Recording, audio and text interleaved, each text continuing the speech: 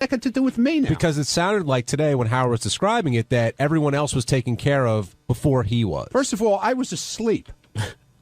I didn't get served until after pretty much everybody else was served already. So I don't know what you're talking about, John. He's only talking about what Howard said today. I'm talking about what Howard said this morning. Don was sitting up front. Joe was sitting up front. I was sitting up front. Tony was sitting up front. Okay? I was asleep. I woke up. Everybody else had their food. Joe, Tony, and Don. I don't know if Howard had his food yet. I didn't know if he ate yet. Okay. When I woke up, she asked me, would you like something? I said, could I have some bagels and lox, please? And a pineapple juice. Once again, Gary, Ronnie seems like the victim of circumstance here. It can happen.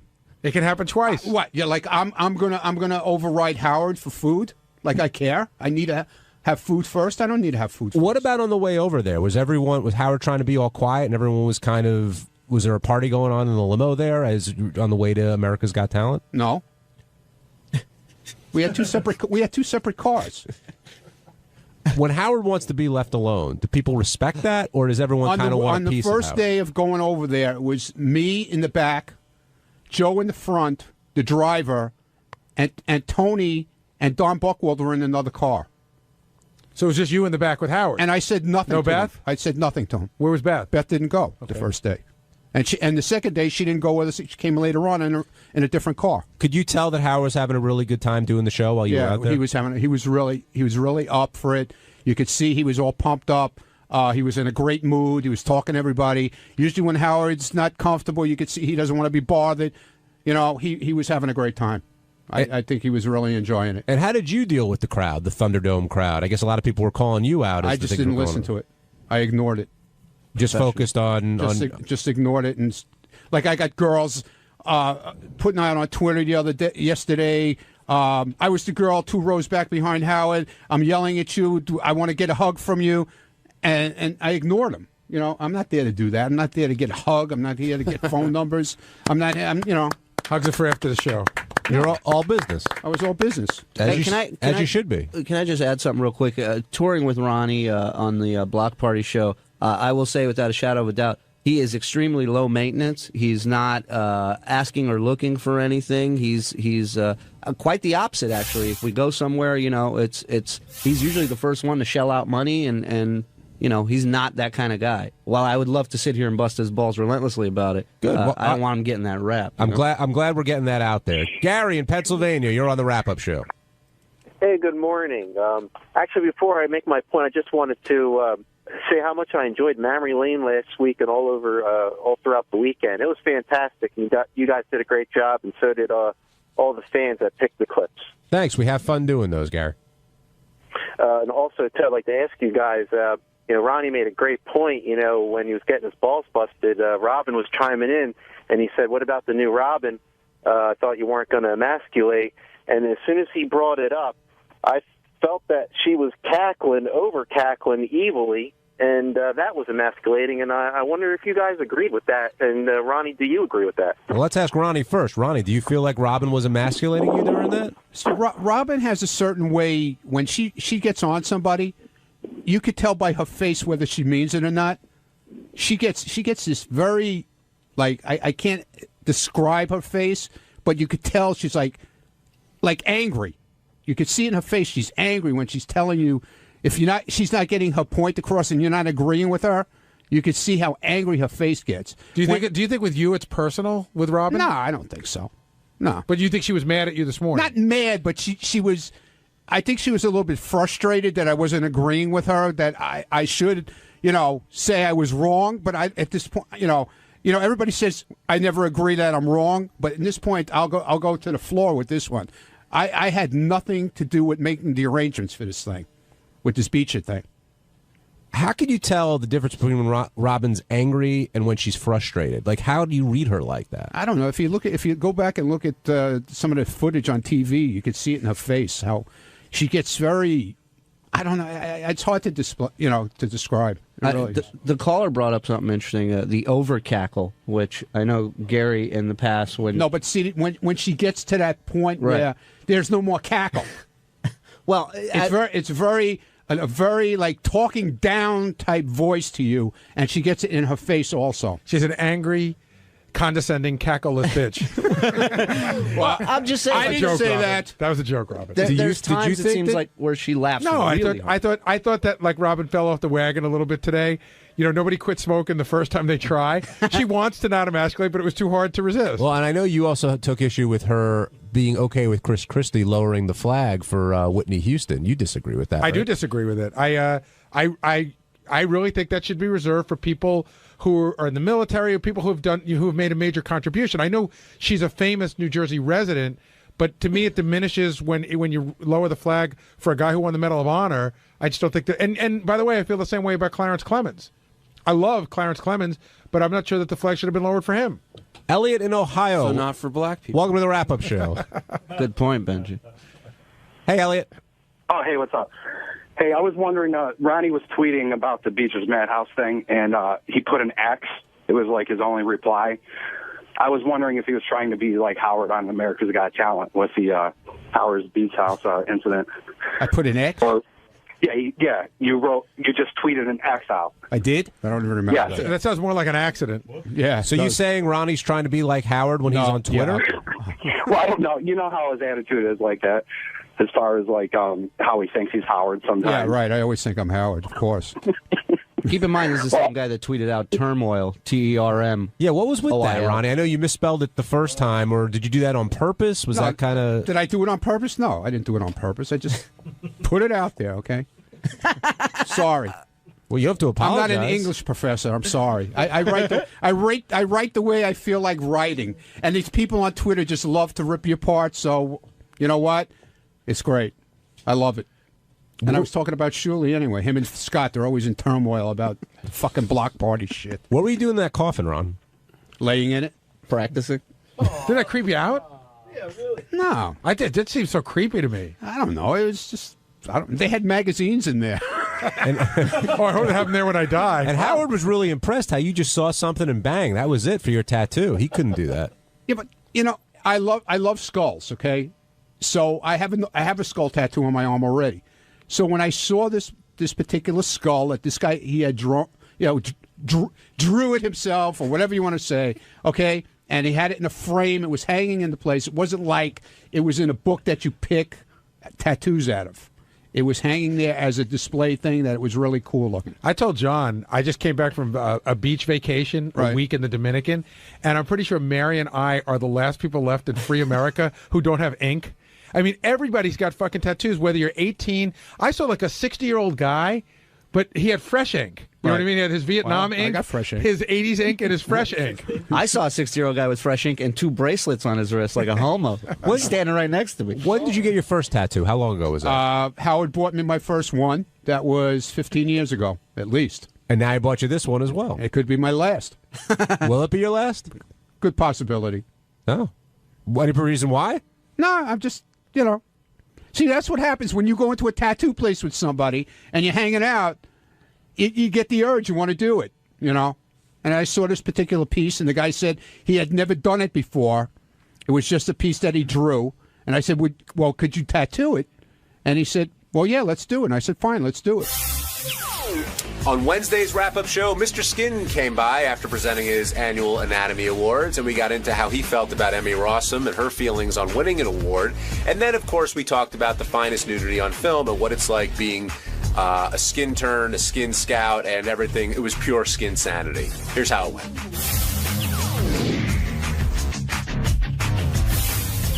The great Mr. Skin, who always delivers, had the Anatomy Awards, talked about his skin scouts, his latest skin innovations. But we love Skin. was a little shaken by the Emmy Rossum clip. Yeah, we'll talk to Skin. Well, Skin, real quick, get over here. I want to ask you about that. Do you often get feedback like that from people who have been nominated and or winners? Not direct feedback like that. Yeah. But you know what? Like I said on the air, it was interesting to hear. I don't think she really knew too much about the website. When she was saying, I think you guys were just saying, there's a website where you could see the naked pics. I don't think she understands the breadth of the website. But wasn't there a bit of discussion after you guys spoke to her, like how could she not know? Yes. We thought that she was aware and sort of playing it off a little bit. Oh, okay. But, especially after, I know, Knocked Up did wonders for you brand-wise, but she's got to be aware that something out there like that exists. Maybe not to the extent of what you do and the depth that you go to, but I think any award is a win. And the funny thing is, we can't say nicer things about Emmy Rossum. I mean, we didn't know too much about her until Shameless, and she was really one of the breakout great stars of 2011, and we're big fans at MrSkin.com. I love that show, Shameless. I watch that show and I love it, and I think she's really hot, but I also think she's a really good actress, and I think she's really good in it.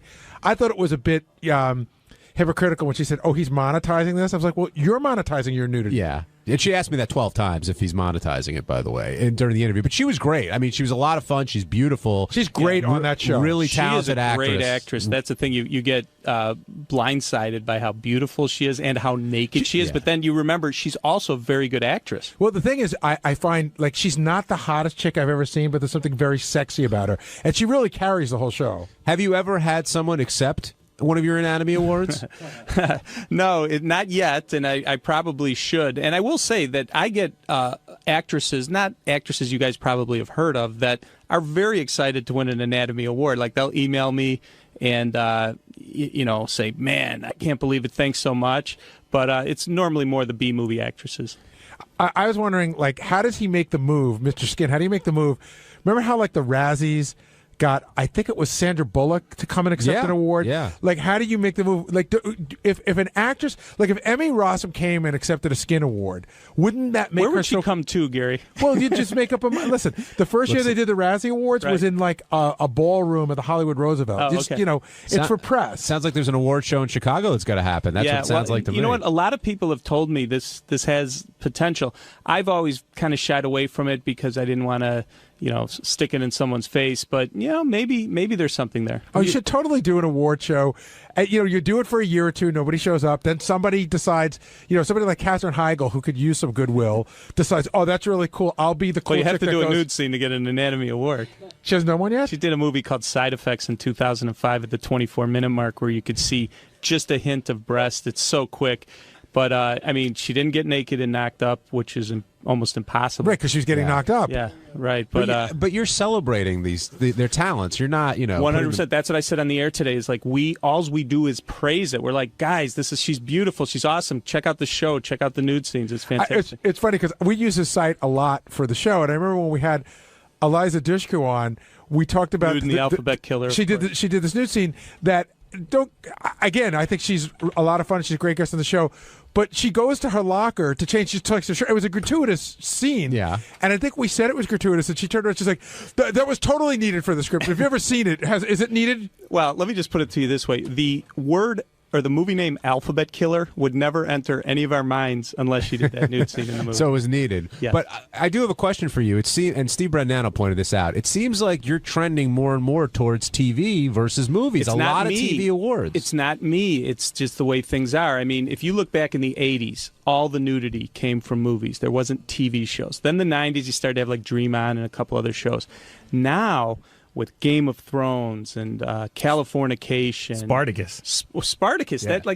Spartacus exists just for nudity. It's fantastic. It's on the Starz Network, and that's a big pull for the Starz Network. And it's a great thing because there's still nudity in movies, not as much maybe in the 90s or the 80s, but when you couple it with all the television nudity combined, it's better than nudity has never been better than it is now. And by the way, a pioneering show he mentioned, Dream On. Yes. Dream On. There was one scene per show that was like a slam dunk, hot chick riding him with her tits bouncing. Catherine Bell, before she was famous, had a topless scene on Dream On. Would blow you away. We have that at our website. We went and taped all those episodes and have that. The Dream On was one of the best sources for skin. Even like Courtney Cox before she was on Friends, she wasn't nude, but she was in lingerie. That one.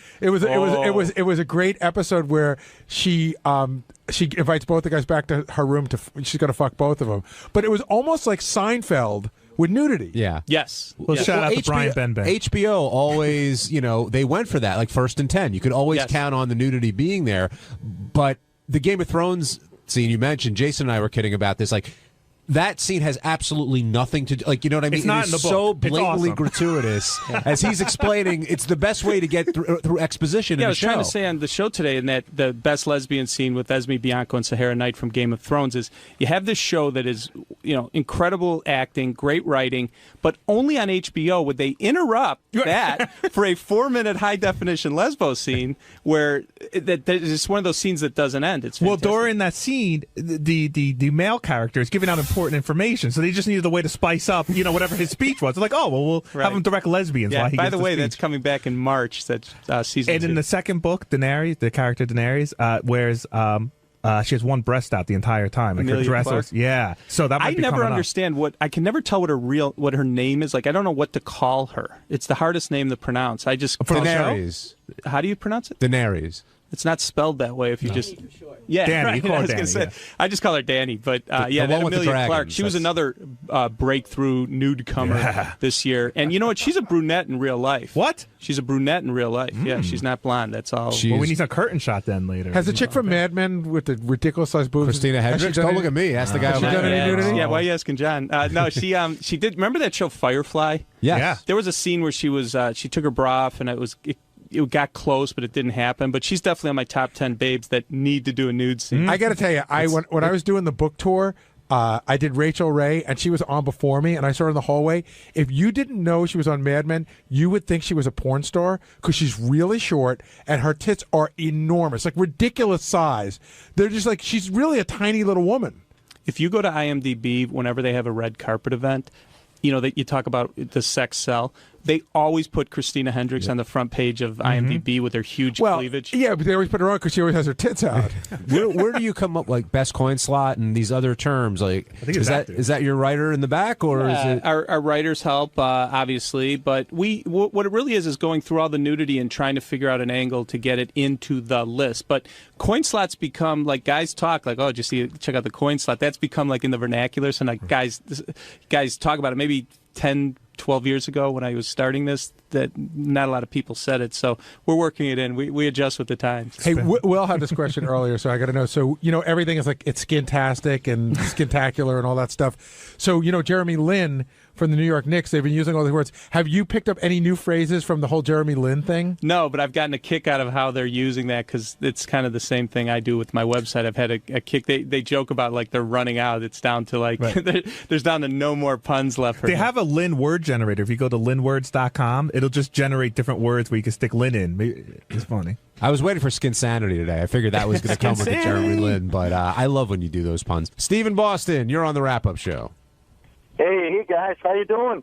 Good. Excellent, great, great to talk to you, Mr. Skin. Very nice to finally get through to you. And I just had a question about a female actress. Okay, you got to forgive me because I don't recall her name.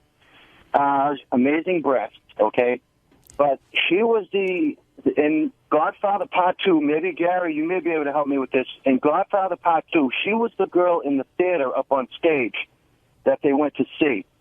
What, Okay. in Cuba? No, when they were young, when De Niro. De Niro, yeah, in Little Italy, they went to that opera. The guy was singing. Oh, right. And there was a woman on stage too. But I don't know. I don't know. If you had a name, I could help you out. I've been looking online. I think her name is Laura Loins. I'm really not sure. I thought he was going to talk. Sounds like a stripper. I got to tell you, I thought he was going to talk about one of the great all-time first set of breasts I saw as a kid was Michael Corleone's wife in Italy. Simonetta Stefanelli. Yeah. Those are awesome. Yeah. She just takes that top off and just stands there for him to look at. And they're crazy because it's 1974, so they're real. Oh yeah, they party hat look to them too. They were pointy. Don't you hate in period movies now when you see a girl with fake breasts? It totally throws me off. If someone took off their top on Boardwalk Empire and had fake boobs. They're having problems with these movies or TV shows like Spartacus and Mildred Pierce that they did the miniseries where when you do a full frontal scene, you can't have the hardwood floors anymore. So these girls either have to grow out the bush or wear a merkin for the scene. Which makes it tough on us because I could tell body double, but merkin sometimes that's tough to tell. Major nudity news on the show today that I just want to find out more from you. So you said that Leslie Mann in the movie The Change Up, she had her boobs CGI'd in post-production. It was something we were very down on at our website because what was so bad about it is the fact that if you were sitting in the theater and saw that, you'd go, oh my God, what a rack. Right. The problem is it wasn't hers. So at our website, we call that non-nude. Yeah. That's something we're going to see more of in the future. It's happened a few times, but not a lot. But in the future, how just like I say it's a body double, I'm going to have to say if it's CGI or real. What tipped you off that it was CGI'd? It was all over the boards and people in the industry. It? No, they made coy little remarks about I've never looked better. Why did you have it? Well, I don't understand. Like, what's the point of getting an actress to get topless if you're just going to put fake boobs over her? Like, I don't even understand the point of that. Maybe they couldn't find a better actress with better tits. You want to go over Mr. Levine notes?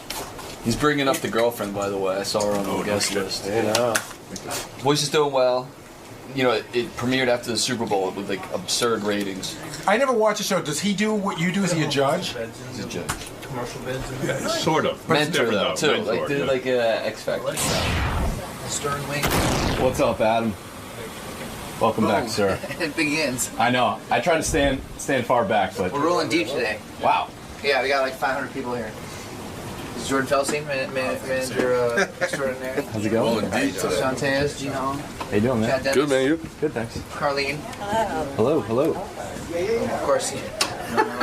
Last but certainly not least. Yeah, exactly. I don't So, Adam, with everything going on with your success on The Voice, are you going to offer Howard some advice with his America's Got Talent, which is starting up? He's already started some of the judging process. So. We'll talk about it. It'll be interesting. I can't wait to see what he thinks about the whole thing. It's pretty crazy. Cool. I'm sure he was definitely. Because even though he's done everything kind of and can handle anything, I'm sure it's probably different than anything he's ever done before. So. Right, and he was talking this morning about how this is the first time he's not really in control when he's on a show versus. Yeah, we gotta let that go right away. Yeah. Because it's totally. You try to control things, but if you try to control too much, you lose your mind. So I can't wait to hear how and this is a little different, because it's not just singing; it's a bunch of different things, and the system is different too. So, but it'd be cool to talk about it. All right, we'll see you in the studio, man. Adam Levine is here, but I don't know if he's ready to go. He just got up here. I was just looking at pictures of his girlfriend in the Sports Illustrated swimsuit issue. Oh, Look really? at her. She's a swimsuit model? Yeah. Very hot. Or a Sports Illustrated model. They do more than swimsuits. What's her name? I don't know. What? You don't know? I don't know. Is she here? She's here. So why don't they put her name? She's here too? Because Will's bringing in the note now. Adam wants to come in alone first. Oh, okay. And then he figures he knows you'll never speak to him again. Right. If she comes in, I won't speak to him. He knows the show so well. He's like, I'll come in, and then I'm sure he'll bring her in a little while. Adam Levine is the lead singer of Maroon 5, and he's also on the show The Voice, which is now... Judge and mentor on The Voice. He is now actually... The Voice is tied with American Idol at viewers at 16.1. Yeah, it's doing really well. Yeah, doing well. There he is. And they've Look at already him. been renewed for another season. Hello. There you are, man. He's gorgeous. Who, me? Yes, you. What do you mean he's gorgeous? He's not that hot. It just came out of me. I couldn't help it. You get that a lot, I was huh? looking at his ass. Don't look at his ass. Leave the guy alone. I don't have an ass. You got a cute ass. Get out of here. Do girls think you're cuter now because of the voice? I definitely. Do I just talk? There's no mic? It's right there. We got like a singer's mic on you. Shit, wow. Look, you see right next to your mouth? Right next to your mouth. Right coming down from your... There it is. Oh, fuck. I feel like I'm in sync or something. So, how you doing? Yeah, right. In Sync, I used to carry one of those little headset mics. Right. I could never get down with that. That's yeah, weird. no, because when you're a singer, you want to hold the microphone, right? Yeah, absolutely. And you know who just did that? Is David Lee Roth. I was shocked. What'd he do? I wasn't there, but I guess when Van Halen just played, he had one of those things. And The headphone? The headset? Nah, it's like very cool. Did you go to see those guys when they played? No, but I heard that it was kind of amazing. I heard it was. I actually think this is the weird thing about the record business. I think the song Tattoo is a really good song. Have you heard the single? I haven't, the new single. A little bit. I saw the video for a minute. I thought it was cool. really good. I'm a big Van Halen fan. Would you pass them through? Would you turn around for Van Halen?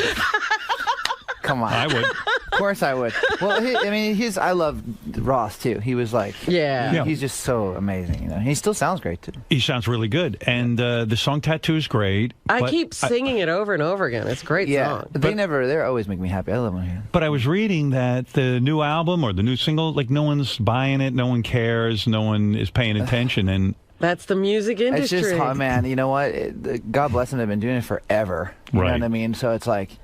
It's tough, dude. I mean, it's just tough. It's tough for anyone to do it. You know, it's weird. I used to look at rock stars and think, oh my God, that's the one job I'd always want. And now sort of there's been a shift in my psyche because I look at it and I go, what a horrible life, because there's no guarantee. No, it's a great life. Don't get me wrong. If you get it. If you get it, but it's almost impossible to maintain it. And it's like, listen, man, it's so fun. I mean, I have to disagree with you because a lot of people don't appreciate what they have got, regardless of what they do or how successful they are or not. You know, I think the key is kind of if you can make yourself happy in any situation. Because I remember some of the best times of my life, I was like totally broke and, you know, wanted to be a musician, and that was my life and my passion. It's always been the same thing. Right. And this has all been obviously crazy and incredible, but it's hard. I appreciate it, you know, and if I appreciate it, it's really fun and it's easy to manage, even though you're busy all the time and it's crazy. I know you appreciate it, but it used to be very different. Like Maroon 5, with the amount of hits they've had and the touring and stuff, the record industry used to be so powerful that you would still, you would put out an album. Like, I read you're worth $15 million. Now, I don't know if that's true or not, but if you were putting out records 20 years ago, you'd probably be worth $80 million. Yeah, you'd put $150 million. Yeah, you have to relate it to like back in the day music business compared to now music business. Right. I mean, it's funny because it's so crazy. I mean, people used to have. I mean, if you were like a low mid-level band, you like definitely had a plane. Right. It was crazy, and it was so bloated and completely out of control. I mean, it's kind of better in a way because you're dealing with music. Right. So the fact that it got so out of control and people made a lot of mistakes, people died, and it was really excessive. And so, in a way, I feel like we're in an advantage being in it now because we can control it more. I feel bad for people, young people who are like, you know, sort of now just getting into the music scene because I wouldn't know what to do. I know. I remember, like, as a kid, I worshiped bands. I mean, and I worshiped the cover art on the album. I loved the whole records. I knew everything about a band. Now it's kind of like everybody's interchangeable, and it seems like, you know, it's tough. It's just tough. Yeah, the top of the charts just changes all the time, and you could have one big hit and then you're gone. How did you end up working with Christina Aguilera on Moves Like Jagger? Because was that a result of The Voice from you guys just hanging out? Yeah, well, it was funny because the whole story behind the song was crazy. It's just how it came about and everything. But how did it come about? Because I get the sense that it was just like all of a sudden you guys looked at each other. Hey, we're on The Voice. Let's just go in a studio and try something. That's essentially what happened. I mean, I would have always thought about her just because her voice is so amazing, crazy. You know, she can sing anything, can't she? Listen, man. You know, she's unbelievable. And so it was, but it was also kind of the synergy of everything kind of coming together with the show and thinking, okay, this does need a female vocal. That was the consensus. But by the way, when you signed with The Voice, were you initially upset that she was hired for more money than all the other judges? Did that bum you out? In the very, very beginning, no. Because you got to get the show off the ground, and she's Christina fucking Aguilera. Right. So I was totally fine with that. I was like, okay, well, I'm me and she's her. So right. That makes total sense. She has a big career. And honestly, the money thing, I mean, we got hooked up and everything's cool, and you know, things have been kind of remedied now because I do feel like the chemistry of the whole team together is so hugely important. Yeah, I just read that you guys renegotiated or something. We got big raises and stuff. It was great.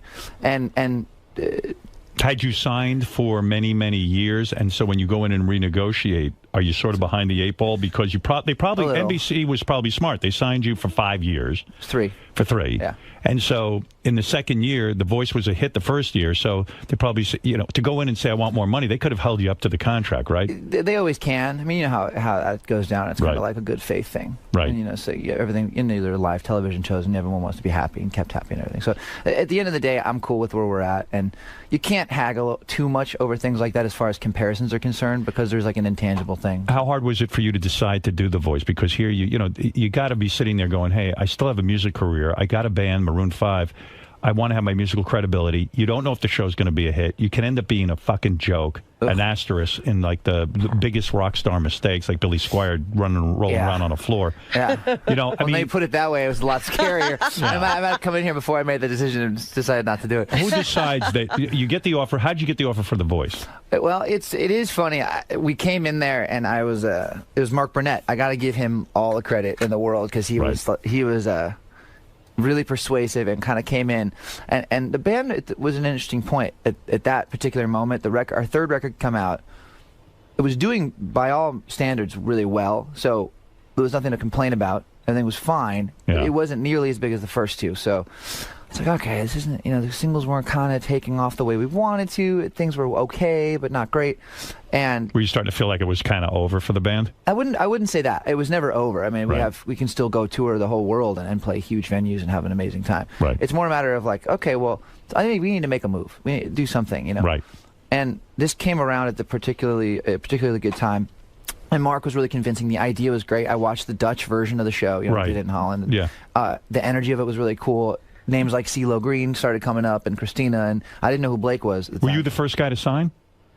I think it was like I remember getting confirmation that like I guess CeeLo or Christina was going to sign. Were you bummed out at first, like when you had to go to the band, and were they enthusiastic? Because Steven Tyler had a fucking nightmare with Aerosmith. Joe Perry was completely freaked out by this. It wasn't like that. I mean, it was. There was skepticism, definitely, but it wasn't like. I don't think anybody was saying, "Oh God, you're going to ruin all of our rock credibility." Maroon 5 is not.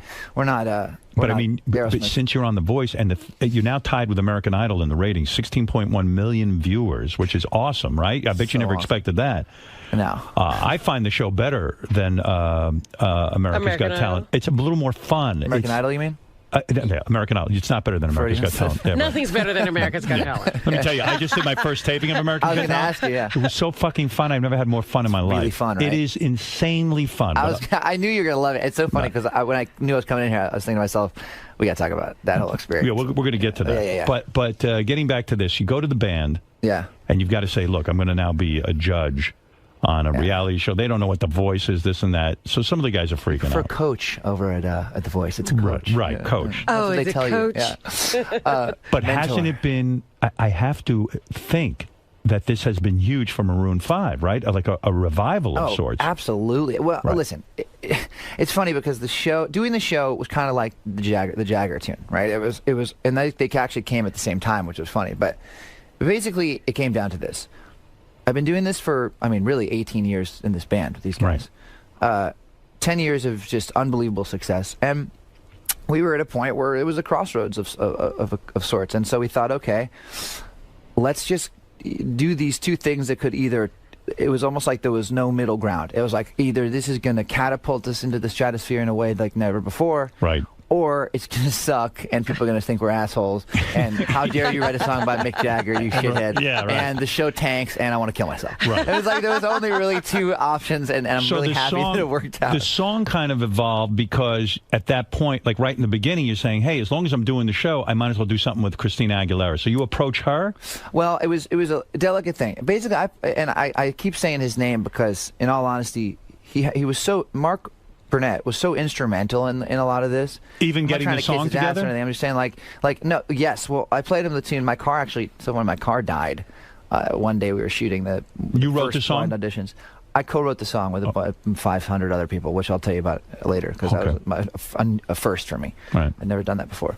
But I got in the car. He gave me a ride home, and I was like, "Hey man, check this song out." I was really pumped and excited about the song, and he thought, "Oh my god, we got to do this on the show." Blah blah blah.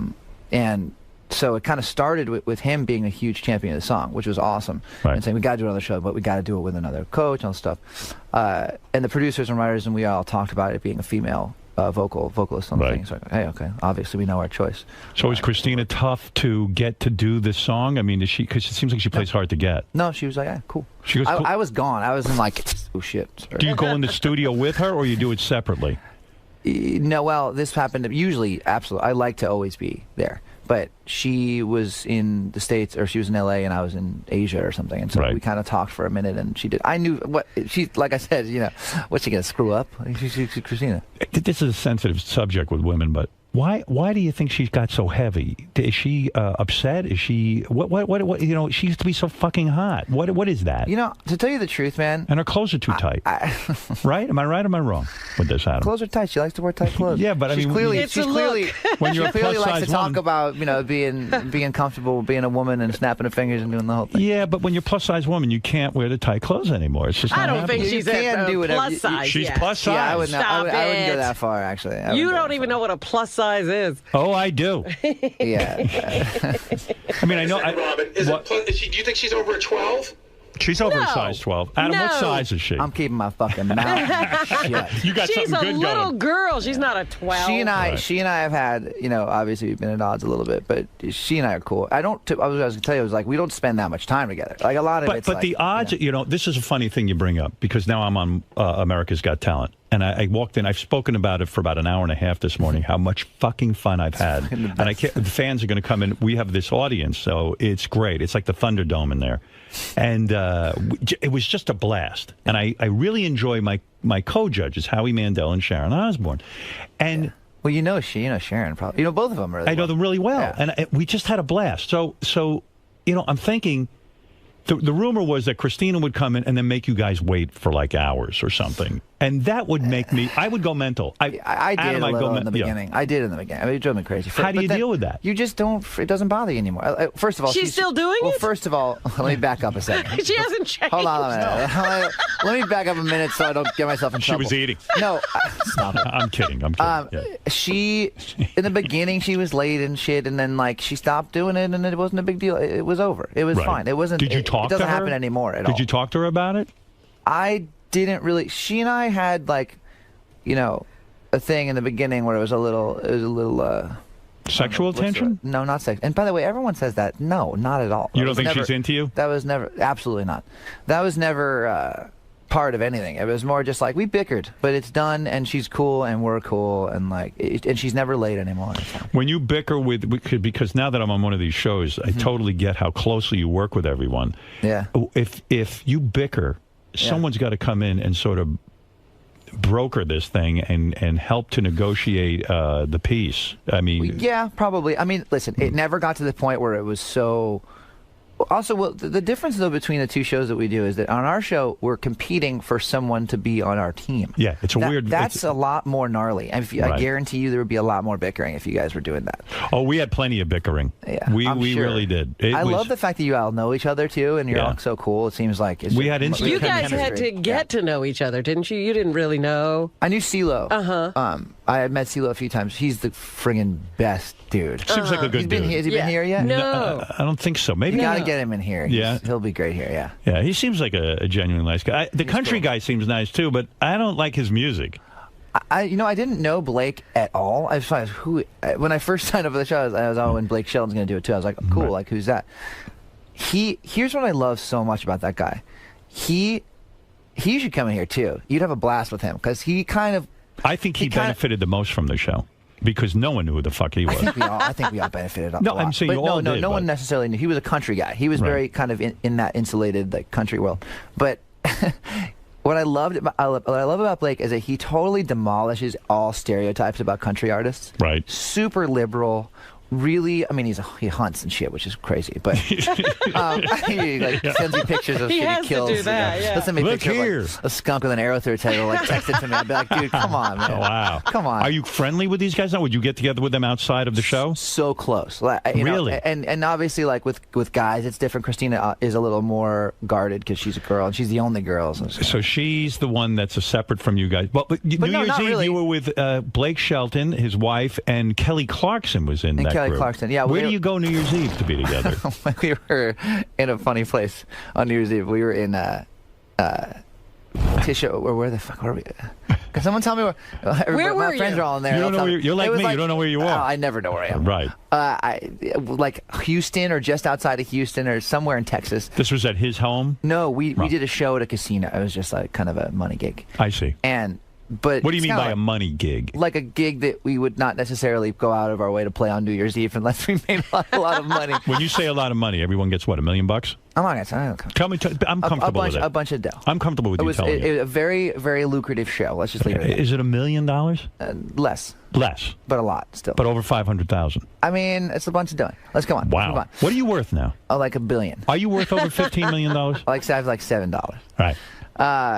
But hold on, I'm getting sidetracked. What were we talking about? I don't know. Where you were on New Year's. Right. Oh, yeah. Oh, so wait, this is great. Because so Blake, who is the greatest, he was there with Kelly and his wife, and he has a ranch, right? Right. He has a ranch like 30 minutes outside of where we played. So I thought to myself, oh, this is the one seriously redeeming quality of this night, which is we can go back to his place and have a fun time. Right. And he lives on like, he's got like a jillion acres in the middle of nowhere, and Right. he lives in Tishomingo, Oklahoma. So we spent the night, me and my girlfriend spent the night at his place.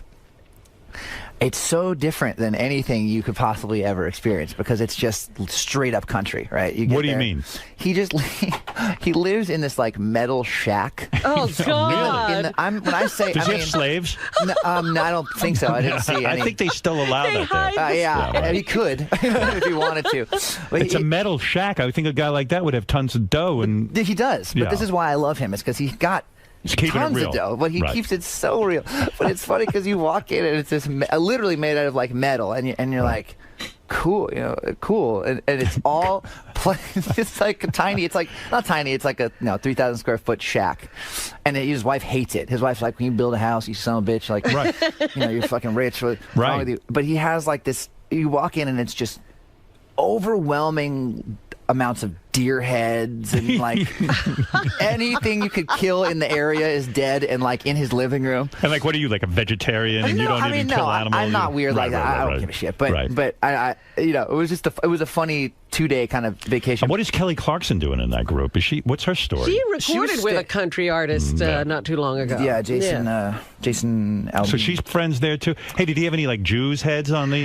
They were there talking aren't about any maybe Jews wanting in one. Oklahoma, so he hasn't shot one yet. I was still getting a little scared. Right. He gave me a 5-minute head start, told me to run out into the. So Kelly Clarkson's in with that group? Yeah, well, is she was a cool staying. chick? She's great. She's super great and so talented. What do musicians do when they hang together? Do they ever do a sing along, or do you ever start jamming all of a sudden? Most of the musicians I know actually don't like to do that. Right. I mean, sometimes it's kind of if someone ever does, it's super like uncomfortable. Like, does anyone ever say, "Hey, hey, we're all sitting here. Let's write a song and market this thing"? Does anyone? That doesn't happen, right? It has to be really. I think that what happens with musicians is that they have to kind of. And by the way, Miranda, Blake's wife, is amazing. What do you mean amazing? Incredible singer, incredible singer. Right. But yeah, I think it's like everyone is so delicate and like doesn't want to kind of infringe on someone else's. Doesn't want to be not cool and kind of do something that's going to make them uncomfortable. Does Kelly Clarkson have a boyfriend, or is she just hanging out? Idea. I don't. She was there solo. She was staying at their, country. Estate retreat, doing something. Oh, she was on the show. That's what it was. She was on the show, so she was like a mentor. She was like a guest. I see. And she too let her weight go. What is with these girls? Slimmed down. She Who's looks good heavier, on the Grammys. Christina or Kelly Clarkson? I'm not. Go ahead, Adam. I don't know. I'm bowing out of this conversation. Come on, man. Get some fucking balls on you. Let's get into it. Who's heavier? Come on. It's let's so go. easy. It's so. I was coming here today, and I was like, all right, like, don't get trapped into these. No, but when you're listen, you're a mentor. Do you ever say, and I am a judge on America's Got Talent, and I do say this to the women, it is about appearances. There was a comedian audition. I can't give away too many details, but listen, I talked about appearance. Well, again, on The Voice, it is all about the voice. I was so excited to watch you on that show. I just it's so fun. I mean, the show was cool. I had never really seen it. Right. We were on it, actually, which is lame that we hadn't seen it. But the minute I heard you were doing it, first of all, I got much more excited about coming in here to talk to you about it. And second of all, I thought to myself, oh man, I'm so watching this. I can't wait. Because I know you're definitely going to piss people off. No, in fact, I was the sensitive judge. But you're going to be that guy. You'll be both, but you're going to piss people off more than most. You're going to go I only further got than into most one people would fight go. with one guy. who gave me some shit, and I fucking gave it back to What? him. This is a Would you curse? contestant? What about cursing? I didn't I'm curse. bad with cursing. No, I can listen. I was on terrestrial radio for a long time. Yeah, exactly. I couldn't curse. So I know it's a family show. I can't curse on there. When you went to Sirius, did you like start cursing so constantly because you finally felt free? You could. Oh, like, here? Say, like, Yeah. Fuck, shit ass pussy. Oh yeah, pussy, cunt, everything I use. I had coffee. I left You want coffee? No, my coffee's in there. Gary, bring in some coffee immediately. Gary, bring me some coffee. Hurry up. I'm just kidding. No, he's got it. It's in the other room. It's in the other room, the green room. So where was I? So we were talking about New Year's Eve. You don't There get it together is. and Oh, you don't. thank you, there. sir. Oh, what do you drink? A black? Yeah. Nice. That's a real man. Yeah, man. I like to see that. I mean, it is iced, but So when you go on The Voice, all of a sudden things blow up because, like, I've had you on the show many, many times. Maroon 5, certainly a big success, and you were always a fabulous guest, and I always knew that. And, I actually get a little bit territorial. When I saw you on the show, I went, you know what, I fucking had that guy on a million times. Now all of a sudden they're putting him on TV. I get a little jealous, you were maybe. jealous? I get a little bit jealous, championing maybe. me before I think this so. all happened. But so you get on there. Has life changed a lot for you now, and for the band? Drastically. And that's the weird thing about it was we get on the show and it was almost as if, we were big. Right. we had this whole career where it was like I thought it was almost in a weird way I wasn't nearly as big as I thought I was. Right. Because then this fucking thing happens and I'm like, and you're wow. huge. Well, what's the difference? You walk through an airport and people now all recognize you, and 16 million people watching that thing. Who's watching it, by the way? Is it little kids? Is it mostly women? Like kind of everybody. The feeling that I get. I mean, we live in a bubble, obviously, being in LA or New York. But right. I feel like it's a pretty wide range of people watching, and yeah, there's like I feel like there's other kinds of famous, and then there's TV famous. Right. It's a whole other fucking thing that is kind of something I need to figure out and learn how to deal with. I said even Howard is going to go through a certain amount of that. You're going to hate it. I don't go anywhere, so it's fine. But even when you do, you're going to notice it because it is different. What is it you hate about it? The paparazzi? I don't want to be one of these guys that complains about it because it's not something to complain about. Right. But it's something that you need to kind of observe as like a different thing that happens to you, and you got to, kind of What adapt happens? to it. Prepare me for this so-called TV fame. No, it's not like like I said, I'm not lamenting it or anything. I'm just saying I'm looking forward to it myself. It's very flattering, Yes. just to the fact that everyone wants to, take their picture with you and stuff. But it can be a little invasive. So do you ever sit there and say to them, listen, no pictures now, it's I'm eating dinner, or you don't want to be a prick? I mean, it depends what you're doing. If you're sitting eating dinner or something like that, I'll be like, Are the paparazzi now chasing you? I wouldn't say they're chasing me, but they're around. They're more much aware more of you. often. Yeah. Right. Which is fine. I don't care about that. No one's like, stalking me or anything like that. Now, this hot chick you're dating, who's in sport, this is her, right? The Sports Illustrated swimsuit issue? That is her. Madonna me. This is some hot now, chick. what agency do you call? Yeah, how do you get something like this? How old is this woman? How do you know the agency number? She how old is it? Let's get this story straight, because this is a romance. Her name is Anne, right? Her name is Anne. Last time you were I in call here, her Annie. I like Annie. Last time you were in here, you had some other girlfriend, right? Yeah, I knew you'd bring this up. Yes, I did. Yeah. But that was like years ago. Every time. That Every was time 4 you had years ago. There was some other hot chick involved. There was another one, I think. No, that was one. I brought my girlfriend in a few years ago, and that was the one time I ever brought. You broke up with her when? Gosh, like 3 years ago. So you, Annie and I have been dating for 2 years. Danny. Dan, that's not Danny a good name for a girl, Danny. Actually, it is kind of Danielle. When you break up with a girl you dated for a couple of years, what's the parting gift? You can't just unload her, right? I mean, you've got to Is lay there a some parting gift? What? Yeah, Parting gift? You got to lay some Is it like cash a on her. game show? You got to lay some cash on these girls. Chris Fox said the best thing about that. He's like, when you're at a restaurant, you have a meal, you leave. They don't owe you a steak. Like, I'm not a huge fan of the idea that you have to give someone a parting gift. Adam, you dated a girl for many, many years. You were living together. It wasn't that long. Not really. How many years we were you with her? We were never actually technically living together. No? No, we were together for year and a half or something like that. But you're a wealthy man. When you break up with a girl, you don't give her a parting gift? No. You don't? No, I'm a bad dude. Cause I didn't. Is Annie leaving? She heard this. Yeah, Annie left. Honey, I'll give you whatever you want. This girl. But it'll never happen. We'll be together forever and get married on a mountaintop. How do you end it with these girls? Because they got to take it hard. You're a good-looking dude. You can sing. You got fucking money. I mean, you're a home run boyfriend. I'll go out with you. Crying out loud. I mean, what? How do you let these girls down? I don't know, man. I don't ever want to not be with the person I'm with. I think it's one of the, it's like sometimes do you say it things face don't to work. face? Of course. Or do you text? Do you text, No. or do you have your accountant do it? No, I don't text. No, some guys text, and that's fucking spineless pussy shit. I've broken up with 7 women over Twitter.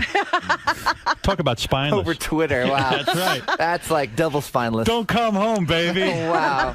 I mean, these girls fall hard for you, right? No, I'm a nerd. I'm not like very cool. You say you like being naked a lot. You like to walk around your house nude and stuff. Does that go over big? I like naked, maybe not totally naked, like my junk swinging around. Right. Naked-ish, underwear and stuff like that. I don't know. I like when I get home, everything like comes off. And Annie too likes to be naked? Yeah. Oh my God. I mean, maybe. Oh my God. I can't speak on her behalf. She's some good. She's by the way, she's very beautiful and all that. Dude, she's in Sports Illustrated swimsuit. Girl. Yes, she's all of those things, but she's also just. You gonna marry such this a girl? Wonderful human being. How long you been seeing her? 2 years. 2 years, and this you're is in the love. longest and most functional relationship I've ever been in. I don't want to screw it up, so I'm just going to continue to stay on that path. Are you two living together? Madly in love. Madly in love. Are you living with her? Well, here's the deal. She travels constantly, and so she's always doing something. She's very successful. So you don't live with her? She has a place here. What does she have that the last girlfriend didn't have? I don't know. I don't think about things. No, Yes, you I'm going to do. be honest with you. No. I know. I'll tell you what she has. I'm looking at it. Madonna, Listen, this is a perfect looking girl. This is going to sound maybe like I'm trying to get out of talking about that, but what the truth is that I don't. It's a case-by-case basis. You fall in love with somebody, and it kind of chooses you in a way, right? I mean, I don't think that I'm looking. There's no checklist in my mind. Where do you meet a girl like this? Seriously, do you have to call a modeling agency? No. I mean, how does that happen? How does it all go down? Teach me. Hey, Gary, can you ask my girlfriend if I can tell the story? Bring her in here. Come on, Annie. I knew it was Annie, inevitable. come on in. Annie, come on. I mean, this is some score. Yes. Wow, honey. Hi there. Give me a break about you. How old are you? May I ask, or is that rude? I don't know. You don't know any etiquette. I don't know any etiquette. Hi, Annie. She's 17. Hi. You're 17? Such a pleasure meeting you. I'm such a big fan. Oh, Thank you. And how old are you? I'm 25. 25. How did you get tapped for the Sports Illustrated swimsuit issue? Because there's a stunning picture. I'm a photographer. And that's a big honor, right? I will set up a shoot with you anytime and leave Adam home. Now, you're a professional model, right? I hope so. Yeah, you've been working. It's been 11 years. Well, how old were you when you started working on this modeling career? Well, she told you 11 and she's 25. Yeah, well, you want to do the math? Yeah, that'll take me an hour. Yeah, I started at 15. Oh, wait a second. 25 minus 10 is 15. But you say 11. I'll be 26 in. You were 14. Her birthday is one day after mine, which is cool. Oh, that's the reason. I kind of get screwed because. That was one of the things. Are you in love with Adam? Yes. Do you worry that he will not commit to you for life, that he'll just use you up because he's in rock and roll and he'll go on to the next pretty girl kind of thing? Absolutely not. Why? Absolutely Why do you think it'll be different? Because I'm the best. Well, he is the best, and then why hasn't he married you? It's been 2 years. And why is he not living with you? 2 years. How long did it take you to get married? Oh, well, that's 100? I was married before. I'm a head case. All right. But seriously, why are you not living with him? Well, we kind of technically do. I mean, when I spend most of my time in LA anyway, so, right. And then I have an apartment in New York, so we kind of do, but we both travel all the time. Where are you from? I'm Russian. You're Russian, but your English is pretty damn good. Thank you. Not that I care. She's been in that magazine. This is her 8th year. Wow. No kidding. 8th consecutive year. Yeah. Good Lord. Do you have to starve yourself before you go in to do a bikini shoot with and no top? I mean, you got to really starve yourself, right? You actually, this is one job that you do where they don't want you to work out and they don't want you to eat healthy. Is that right?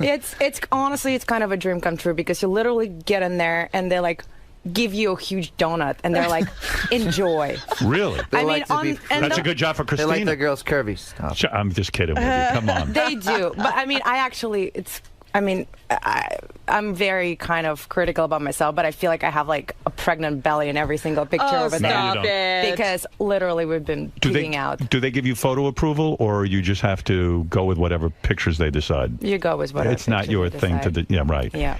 And so now, how did you two meet exactly? Let me go into it now that you're here to talk about it. Because everyone wants to meet someone like you. Well, where do we go to meet girls like you? It's so you? cliche, but it's so funny that it's worth talking about. Go ahead. So I know what it's going to be. Mail order bride? She's Russian. Yes. You're right away from her. He found her in a magazine. I went online and I'm like, I want how this much? one. How much for her? We wrote to each other for a year. Adam, how do you meet a beautiful girl like Ann? Seriously, she's hot. Well, thank you. Listen, you know it. Once again, proving that the cliche is true. So our band was booked because I wanted to do this, because any artist wants to do this. We had the Sports Illustrated release party for this in like 2 years. They didn't even have to pay you, right? You know what I mean? They paid us money. I was like, I'll do it for free. I don't give a shit. If I could sing, I'd go there. Yeah, exactly. I'm like, cool, whatever. So it was in Vegas, and it was the launch of like the 2009 one or something, 2 years ago or something. And we had met before. Do you want to tell that part? We can tell the PG, like the good part. The PG version. Yeah. So I mean, this really is not. This is a PG story, but basically, it had all started maybe a year or 6 months before this night, the party night, when I had actually been going on a date with a girl, and it was kind of a casual thing. It was in New York. It was like a casual, hey, my friends, your friends kind of thing. Right. And the girl that was going on the date, and that never really went anywhere. Right. But the girl that she was wasn't going a model on a date. Of course, it's not going she anywhere. was beautiful. She was all right. She ain't you. She's a sweet, wonderful, beautiful girl. Yeah, but she's not a Sports Illustrated model. Well, the one foolish decision that she made was to bring Annie to the date. Oh, what an asshole! Are women friendly with you, Annie? Yes. They like you? Yes. Oh, God. If I was a girl, I'd never fucking hang out with you. Well, we don't really know each other, but I'm pretty much like a dude. You're just like a dude. Very much like a dude. Yes, you Well, she's are. the best kind of dude. Yeah, you're the hottest dude I'm ever going to fuck if I could get near you. She's got breasts and a vagina. If she looks like a dude, I'm fucking a dude. Yeah. Give me that. What was the hell was I talking about? Who cares? So the girl brought So it's kind of a funny story. So she brings Annie, and Annie and I don't like each other at all. No, not at all. Yeah. No, it's really true. I'm not kidding. Really true. I'm like, what if stuck up? I thought she was a prison. Why? I don't know. Well, he was. I came there kind of as a emotional support to her. She was nervous. You were winging her. And I've never really went out with anybody kind of in a public eye before, especially a musician. Is your friend mad at you now that you stole him away? No, we're cool. We're cool. Okay. Well, the thing is, so we go there, and I kind of like leave him to do his thing with her. Right. So We had he our thinks blinders that I'm on. kind It of was stuck-up bitch, and Right. I kind of think that he is some douchebag musician. Right. And Well, he'll admit that. Totally true. Right. which whatever. Had you ever dated a musician before? No. Never. Okay. No. She had no idea she was getting. Right. Yeah, I mean, oh my God, I so had no idea. We just didn't hit it off though. We weren't supposed to. We were, we was like almost as if there was one girl in the room I wasn't really allowed. You're like two of the best looking people in the world. Why wouldn't you be? Wait till you have kids. Are you going to have kids together? So flattering. I want to have kids at some point. You use a rubber when you have sex? What do you guys use for birth control? We use protection. You do? Oh, you don't. So, Adam, you pull out? He pulls out? This is not appropriate. No, yes, it is, because I'm kind of like, I can't figure this all out. Like, you don't want to have kids yet. I use a rubber. You do? Yeah, because I don't want to have kids. I'll be vague enough by just saying that we're safe. Okay, I'm not going to talk about any more than that. How are you safe? We're safe. Just we have safe sex. Annie doesn't want a rubber. But I will say this. Annie said she does not use a rubber. She gave me the face like I'm like a fucking idiot not, because for I using think a rubber. Listen, here's my philosophy: is that as long as you have safe sex.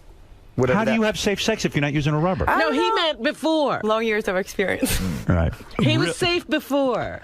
Oh, he pours Coca-Cola. Yeah, I don't want to talk about this anymore. I mean, what is that? Vinegar or something. What do you guys do? Oral only? No, what? So oral how can you only? be safe if you don't use a rubber? So in other words, you pull out. We control it. How do you control it? Teach me, because I don't get it. How's everybody not having kids? I don't know. I want to have kids at some point. Yeah, not now. Both of you don't want kids yet, so we right? we're good. So how are you preventing that? The pill? We have a fail-proof system. Annie, are you on the pill? No. Okay. He comes inside of you? I have a magical penis that does not. But you know I only send the type of sperm that don't make Adam, babies. Adam, no, I hold don't. it a second. You know when you enter a woman, as much control as you think you have. She was on the pill. You were on the pill for a while, and then you had to stop. Yeah. Right. But Okay. basically, and I agree that you should stop the plan because is it's dangerous. Well, my point of. But my there's point, pre-cum. No, listen, it's never good to do that. My point is, I would say yes, birth control. So you guys pull out, and if you have a baby, you have a baby. We've done that before, but it's not the best idea. So then what do you do? Explain it to me. Birth control, but she stopped it. But what birth control? So now you don't take birth control. So you're going to have a baby. Leave us the fuck No, alone. we're not going to have a baby. We're not going to have a baby. Trust me, we're not. Yes, you are. Because you think when he pulls out, he's not going to have a baby with you? We have safe sex, I promise. Well, how is that safe? Because it's good. Why is everyone not? I use a rubber because I can't figure out. I don't want to have sex with a rubber. I told you we were going to have to talk about all this shit. But what is there to talk about? We're talking about life, man. It's safe. I don't know what you two are up to. Well, look, you never know if it's safe or not, but you hope for the best. All right, so you trust that he can pull out. Absolutely. And if he gets you pregnant, would you have an abortion? I think that's something that we'll probably have to talk about and make a decision together. I say you have the baby. I'll tell you one thing. Baby, I'll tell you, right? it's going to be some baby. Most people should get an abortion, but you two shouldn't. Most people have the ugliest fucking kids. The rules that Rick Santorum was, they should be only for you. Yeah, I mean, look at you two. Can you imagine the fucking baby that's going to come out? It can't be ugly. I want you to know I would love to have a baby. How about the baby looks like me? That'd be weird. How about this? They'll be like, what the fuck? Let me fix this so I don't look like a pussy right now, because I do want to say my piece. You don't look like a pussy sitting next to her. You're right. Right, go ahead. She makes me look good. She makes anybody look good. So we don't use birth control, and actually we do pull out and all that stuff. Right. But the way that I feel about it is if I wouldn't say God forbid, but if for some reason that were to go down, it would be something that we'd have to think about, and I would be prepared because I love her so much. I'd be prepared to have a But isn't kind of? I mean, where do you put that stuff on her stomach, or do you put it in your hand? I go lots of different places. You do? It goes all over. Yeah, you gross. should see And Annie, Blake you don't Shelton's house now. Yeah. Blake Shelton's house is covered in covered the walls. Jizz. Annie, where does he unload? I mean, it's gross, right? Okay, stop. Enough. All right. Let's get back to it. So get back to your romance. I'm fucking trying to lie. You see? You're not right. We're like everybody else. You're I mean, on NBC. where do you do that? Same places. Okay, by the way, I love it. Oh, you do it on a condom. I'm like, honey, do you want to come to Howard today? She's like, yeah. And I'm like, do you know what that means? No, I'm actually really excited to see how much you can push us. I mean, that's really cool. Isn't this a good discussion to have? What do we do if we have a baby? Absolutely. I mean, first of all, it's no one's thank God discussing you this. came here. Adam doesn't know if he gets you pregnant what he's going to do. Okay, I mean, no, we all have this kind of conversation. And you know you're going to have the baby. Time out. You know you are. Time out. Yes. Okay, so I think that one of the greatest things, one of the best things about having a girlfriend who you love so much. I love her, and I don't even know her. I'm in love. I'm in love with my wife. Why don't you tell us the best thing about it, Howard? Yeah, You're married. I know, but who wouldn't be in love with you? Well, thank you. Honestly. Does your wife mind, by the way? No, she knows I'm madly in love with her. Good. And believe me, she loves it. Let you me say should one thing see about me naked. I'm going to forget the thing I want. I want to say it before I forget. I was about to leave my mind. One of the benefits, one of the best things to being in a monogamous relationship is that you don't need to use a condom. To me, if you love somebody and you are capable of dealing with that if it were to happen, then to me that's the beauty of having a relationship. You're is absolutely right. Feeling that. But here's my problem. I'm in a 12-year relationship. Mm-hmm. I don't want to have kids. I can pull out. I've got some control, but there's sometimes you don't know things are dripping in there. That's true. There is the inevitable, like you never know what's actually going And I've down. discussed with Beth. I said, if I got you pregnant, let's say I don't use a rubber. She said, I will absolutely have the baby. She does not. She believes in abortion rights, but for herself, she doesn't believe in it. She would, even if the baby's retarded, she's having it. Okay, you hear what I'm saying? I'll be walking around with a kid with an IQ of 12. That baby's happening if it happens. It's happening, and I'm like, oh my God! Now Robin's looking at my Down syndrome baby. She's making judgments. I mean, come on, it's a whole fucking Look, it deal. won't be me you have to worry about. It'll be the rest of the world. Everyone's like, oh, you know, I know what Look people at do when they Howard go Stern's home. baby. They make fun. Can't you find? You can find out all that stuff early. Yeah, now. but she doesn't care. Well, why aren't you guys having She's a a baby? wonderful You're going to woman. have such a great baby. Can you imagine a retarded baby with my face? Can you imagine like why a double does anyone whammy? have a retarded baby? I mean, Listen to me. What I'm saying is, all I'm saying is, you guys have to think this through. Annie's saying I sat here and told you if it happened, you're having the baby. I would be. Well, it's a conversation. yeah. Annie, you're gonna tell him now. You're going to have the baby. I think that there's pretty much no doubt that. I mean, Annie, who knows? Be honest with me. She also has a lot of things to think about. You're going to abort his I mean, baby? look, at the end of the day, it's like we both have our careers, you know? It's like, Right. and I'm not saying that you have to choose a baby over a career, but you have to be smart, you know? I've been doing it for 10 years, and our career is very limited. And You do kind of- runway? I do. I still do runway. I'm actually about to go to Milan today. Do you have any for- major campaigns? Yeah, I just got a few, you know. What are you pulling down? About $1 million a year? You're some cat. Probably more than that. I don't know. Are you pulling down? Are you pulling down $1 million? She's my sugar mama. You're not kidding. Are you pulling down $1 million a year? Yes. Well, look at you. Oh, what a mod on. Wait, let me think. Hold on, I got to take a breath. Oh my God. I gotta say, $1 million, over $1 million, and you look like that. She's a successful model. Jesus. I will say the first time she kind of threw down and kind of bought me dinner, I was like, yes. I kind of got a boner. I love that. You're not kidding. Big time. I wish someone would buy me dinner. It was I'm always paying. Sucker pays. It was attractive. It was very That is attractive. very attractive. No one ever buys me dinner. Aw. Really? She'll buy you dinner. There was, Annie will buy you there dinner. was a girl once. She was a mess. I was actually a prize for her. Okay, listen. Let's get back to it. So, how did you meet again? Where were we in All the right, story? Now that we've divulged all the This intimate is details of our sexy. sex I can't life. wait to get to the romantic part. So basically, we didn't like each other. Right. And We this was hate like each 8 That's months so ago. great when you hate each other. I didn't hate her. I was No, just like, but you know, I was it's just like, weird what the fuck? because- like, who do you think you are, kind of thing. And she was like, who the fuck do you think you are? Well, you know, sometimes, I mean, people meet and they look at each other and they have no sexual chemistry whatsoever. Are you saying you were not attracted no, to him? not at all. And I will say this. Not at all. I will say Really? this. I saw her and I was like, that is a really beautiful woman. Obviously, you can't not say, you can't not think that when you walk in a room. But I wasn't.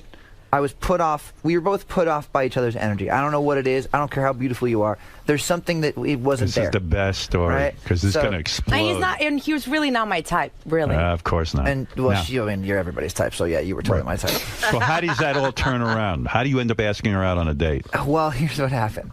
It was pretty romantic, actually, and it's looking back, we always talk about it because it's one of those things that we always like. Can't to wait to get to the discuss. sex. But So- go ahead. Oh Jesus! Oh my You're not God. getting there. I would We already went. explode. Wait, we're going backwards. We already talked about How long can where you we hold out with drop her? What? Seriously, how long? When you're in bed, the actual coitus, how long does it last? 3 seconds?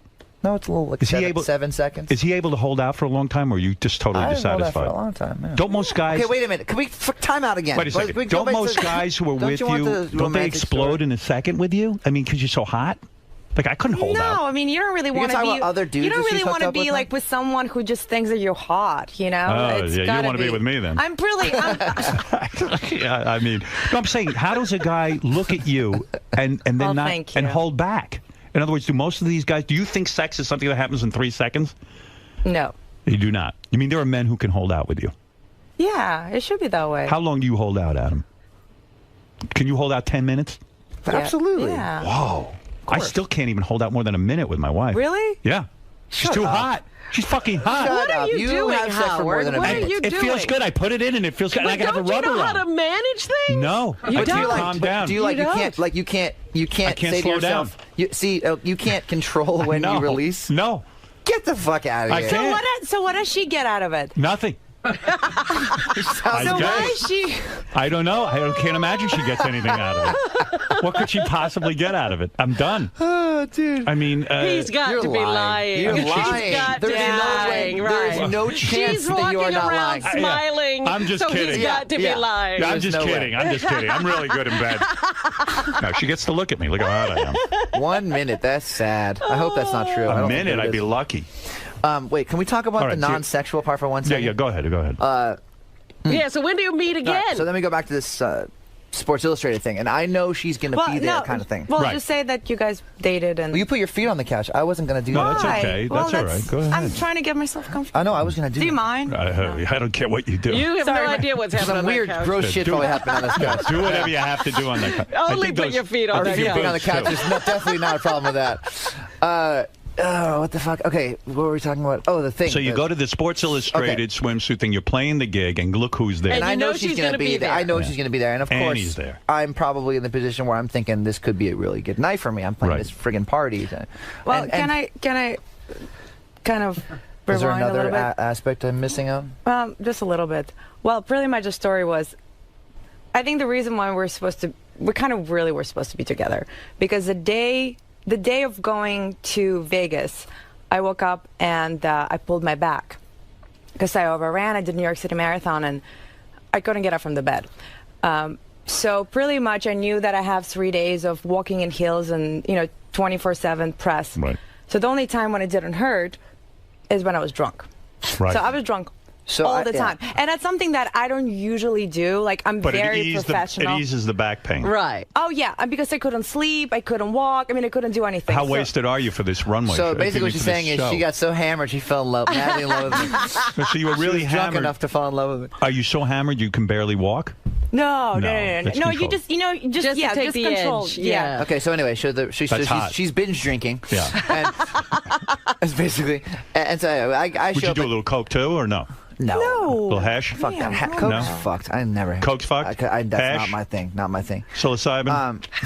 Jesus. Shrooms? You ever do shrooms? When I was a kid. Yeah. Do you ever do shrooms? Actually, I will I've say, never done I'll talk it. about No? that later if you want. All right, go ahead. Yeah. But okay, you keep distracting me. I'm All trying right. to tell the thing. Well, it's not easy for me. It Hold goes on from a like second. sex to drugs, from sex to drugs. I know, man. Jesus. You two ever do shrooms My together? publicist is shitting her pants in the other room. You guys ever do E together? No. Okay, go ahead. Hold on a minute. So you're at the, okay, so we're at the show. party. She's drunk. Go ahead. You weren't that No, I drunk. wasn't by the really way. that She was drunk. She's feeling totally good. fine. She was She's just drinking. exaggerating. Right, She she's was buzzed. drinking. She's buzzed. Well, maybe on a night when she wouldn't. Right. So I get there, and I'm there the night before this show, and I get there, and I walk into the section that they don't let people into because why would they? It's just all these swim. It's all of them. They're all there, and Whoa. all my friends are with me, and their jaws are dropping, and my jaw is dropping, and I walk in, and the first person I see is Annie, and so I see her, and literally it was as if. Like in a fantasy where, like, you imagine like the beer maid, or you have like someone with shots, the beautiful woman with shots. It would literally, if it was like, want a drink? And what's Annie wearing? Like a swimsuit or something? The first thing she did was this. She's like, so nice to see you. And I'm like, you don't like me. Right. No, I try to be polite. She's being polite. I knew they were like recording an album, so I asked how was the album. You're kind bunch of bullshit, talking right. surface conversation. And then wait until you bang. Then the tequila started happening. Yeah. Right. And then we got loose and comfortable, and we're just talking, and we're talking, and kind of everything else is disappearing. And we weren't really talking so much. Right. But we're talking for 20 minutes, 30 minutes, and the conversation's getting very personal. And my birthday's on March 18th. My birthday's on March 19th. Everything was kind of leading in this direction. Oh, yeah. Of, holy shit! And we have a great rapport with each other, and we kind of forget about the fact that we didn't like each other, and. But there's no making out or anything, is there? Listen, but then... You started making out? Yeah, but here's the interesting part of this whole thing. The both of us, in the past, always, we're very discreet. I'm not the kind of person that's going to start, like, licking someone's face in public after just meeting them. That's just not what I'm going to do. I'm not going to just start making out with anybody in public right in the middle of this very visible. No, I would. place. I don't care. If I can get it, I'm just not like that. I don't like to do that, and I never like do. that. It's not my style, and I know it's not hers either. Yeah, because I was working there. There's pretty much every she had single. to be there. Every So you single, two are sitting there making out in front of everyone? No, we're sitting. Actually, we're standing, just like. I think it was one of those things. We did a shot, kissing. and we somehow magically my hand was on his back, and his hand was on and it's like the magic happened, and something just the room went away. I don't know. It sounds so cheesy and corny, but well, it's not done yet. There's more. So then that night's done. So basically, I go back, and this is actually totally true. I'm not telling. This is not joking at all or lying. So I go back with her. I said, hey, I want to. And we're drunk at this point. I'm like, let's come back to my place. Of course, I'm saying dumb shit like that. Right. And she's like, and I was like, no, I'm not coming back to your place, but you can come back to my place. I'm like, you can go back to our place because, my place, my hotel, but I'm not going to sleep with you. I'm like, you can come back. Yeah, but I'm then not you're saying like, anything with you. because then he doesn't think anything of you. If you bang him right away, right? Well, I don't do that kind of stuff anyway. You don't bang right away. No. You've never banged a guy after meeting him that night. No, Good for never. you. Well, you can afford to do that. So we go back to her place. A lot of girls have to get into the sack immediately. Yeah. Hey, there's nothing wrong with it. By the way, respect it, you're about to hear about the this tailspin she sent me into. So we go back to the hotel, and we're hammered, and we kind of make out, and it's really sweet and PG and like nothing. Did you get crazy. any? You get to second base? Maybe like second base. It was like What's second base? Titty, boob. Oh. Sure. Over the shirt or under the Our shirt? shirts were off, our underwear was on. It was cordial. So you're in underwear at the hotel. And we're making out and kissing and stuff. You And it's get like very cute. You don't and get sweet. to third base though. Staring in each other's eyes, all the stuff that you do when you're falling in love. And Did you get into third base? No. First night, you only get to second base, but you're in underpants. There was nothing going on over there. That was done. That was. You guys get to the hotel, the first date, you're in underpants, and you don't bang her. But it's no. Well, that's hot for a number of reasons. A, because there was no way she was going to let me, and B, because there was no way that my penis was going to work, no matter what I was going to do. Oh, come on. We were hammered. You didn't have a boner when you were making out with her? Listen, a little. Right. She didn't give you hand release? Just no. Right. There was no below the belt. There was no below the belt. No at all. happy ending. Did you go home and jerk off? I didn't. Just listen. All right, go ahead. God, I can't wait to get to that part. Yeah. So we fall asleep and pass out, and then I wake up in the morning. I'll never forget this. I wake up in the morning, and she's gone. Uh-oh. And I'm like, and first of all, her place is just a mess, which I thought was rad too. I'm like, oh, she's messy. That's so. That's not rad if you marry her. But she's not messy. Okay. I'm like a clean freak. She was just working and putting all her shit on and leaving. So that annoys the shit out of me. No, she's not. Trust me. But I could put up with it. She's not messy. I am at all. Yeah. Okay. But so she's gone. I'm like, all right. Kind of feeling a little bit like a girl, like I got used or something like that. She didn't even say goodbye. Fuck, I'm like, she's gone, and I don't remember what happened really. I really like her, and now she's just left now. And so But that's hot that she left. Oh, it's amazing. She didn't annoy you. She knows what she's doing. She's playing me. She knows how to play. I wasn't. I was working. She was playing. Baby, you know what you're doing. She was playing me. You know what you're doing. Don't so worry I'm about like, I'm so hungover, and it's noon, and I'm thinking to myself, what? So I left her a note. I don't know, some cute, stupid note. And I texted her because I had her number. Right. And I'm like, hey, blah, blah, blah, blah.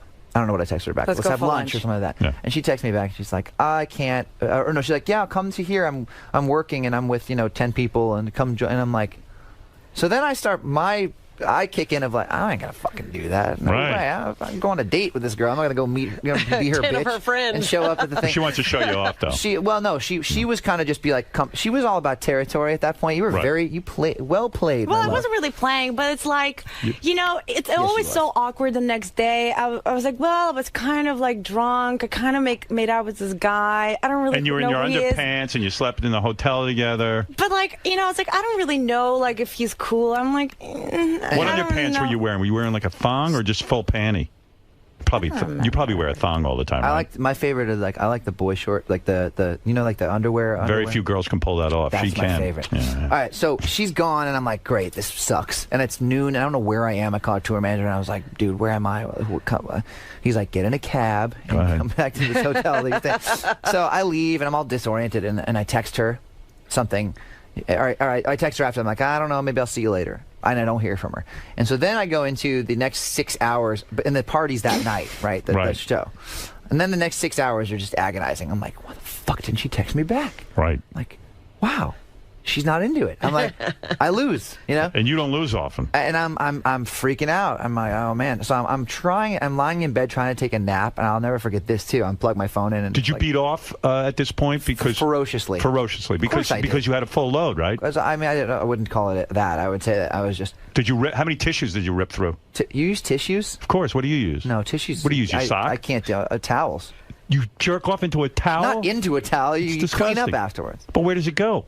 I don't know. But do you put it on your stomach? To a magical land where it gets washed. No, wait a second. When you jerk off into your hand or into the towel? Well, no, not into. I don't jerk off into anything. So where does it go? Where does it go? Where does Who it jerks go? off into? Do you jerk off into something? You're going to impregnate random hotel guests. You got to do the awkward stand up and find some shit to wipe it off on. No, but where do you go? Where does it all land?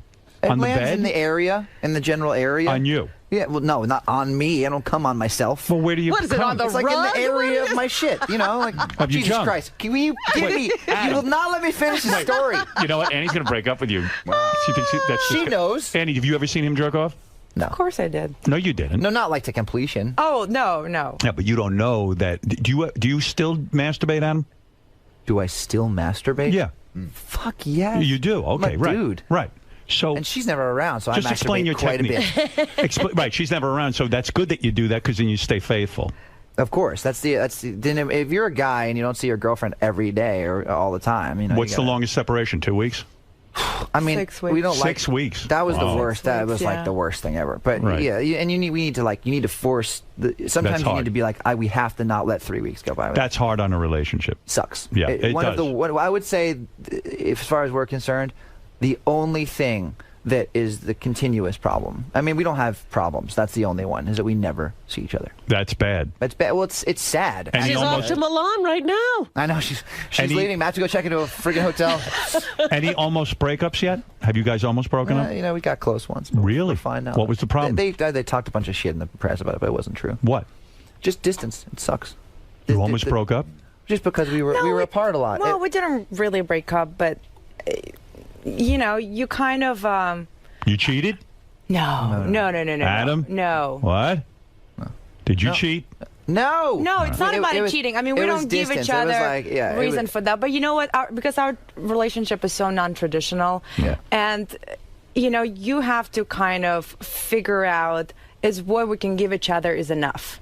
Because whatever we give, you know, whatever we can give to each other, we're all like, you know, he's all mine, I'm all his. But unfortunately, we can't give each other 9 months out of the year. But when you're away from him, are you attracted to other guys? No.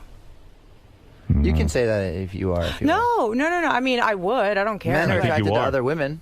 I'm attracted to other women. You just don't act. You know, you just don't do anything about it. You have blinders on. That's how you do it. You're Get back either to in your it or you're out of masturbation for 1 second, because I got to clear this up.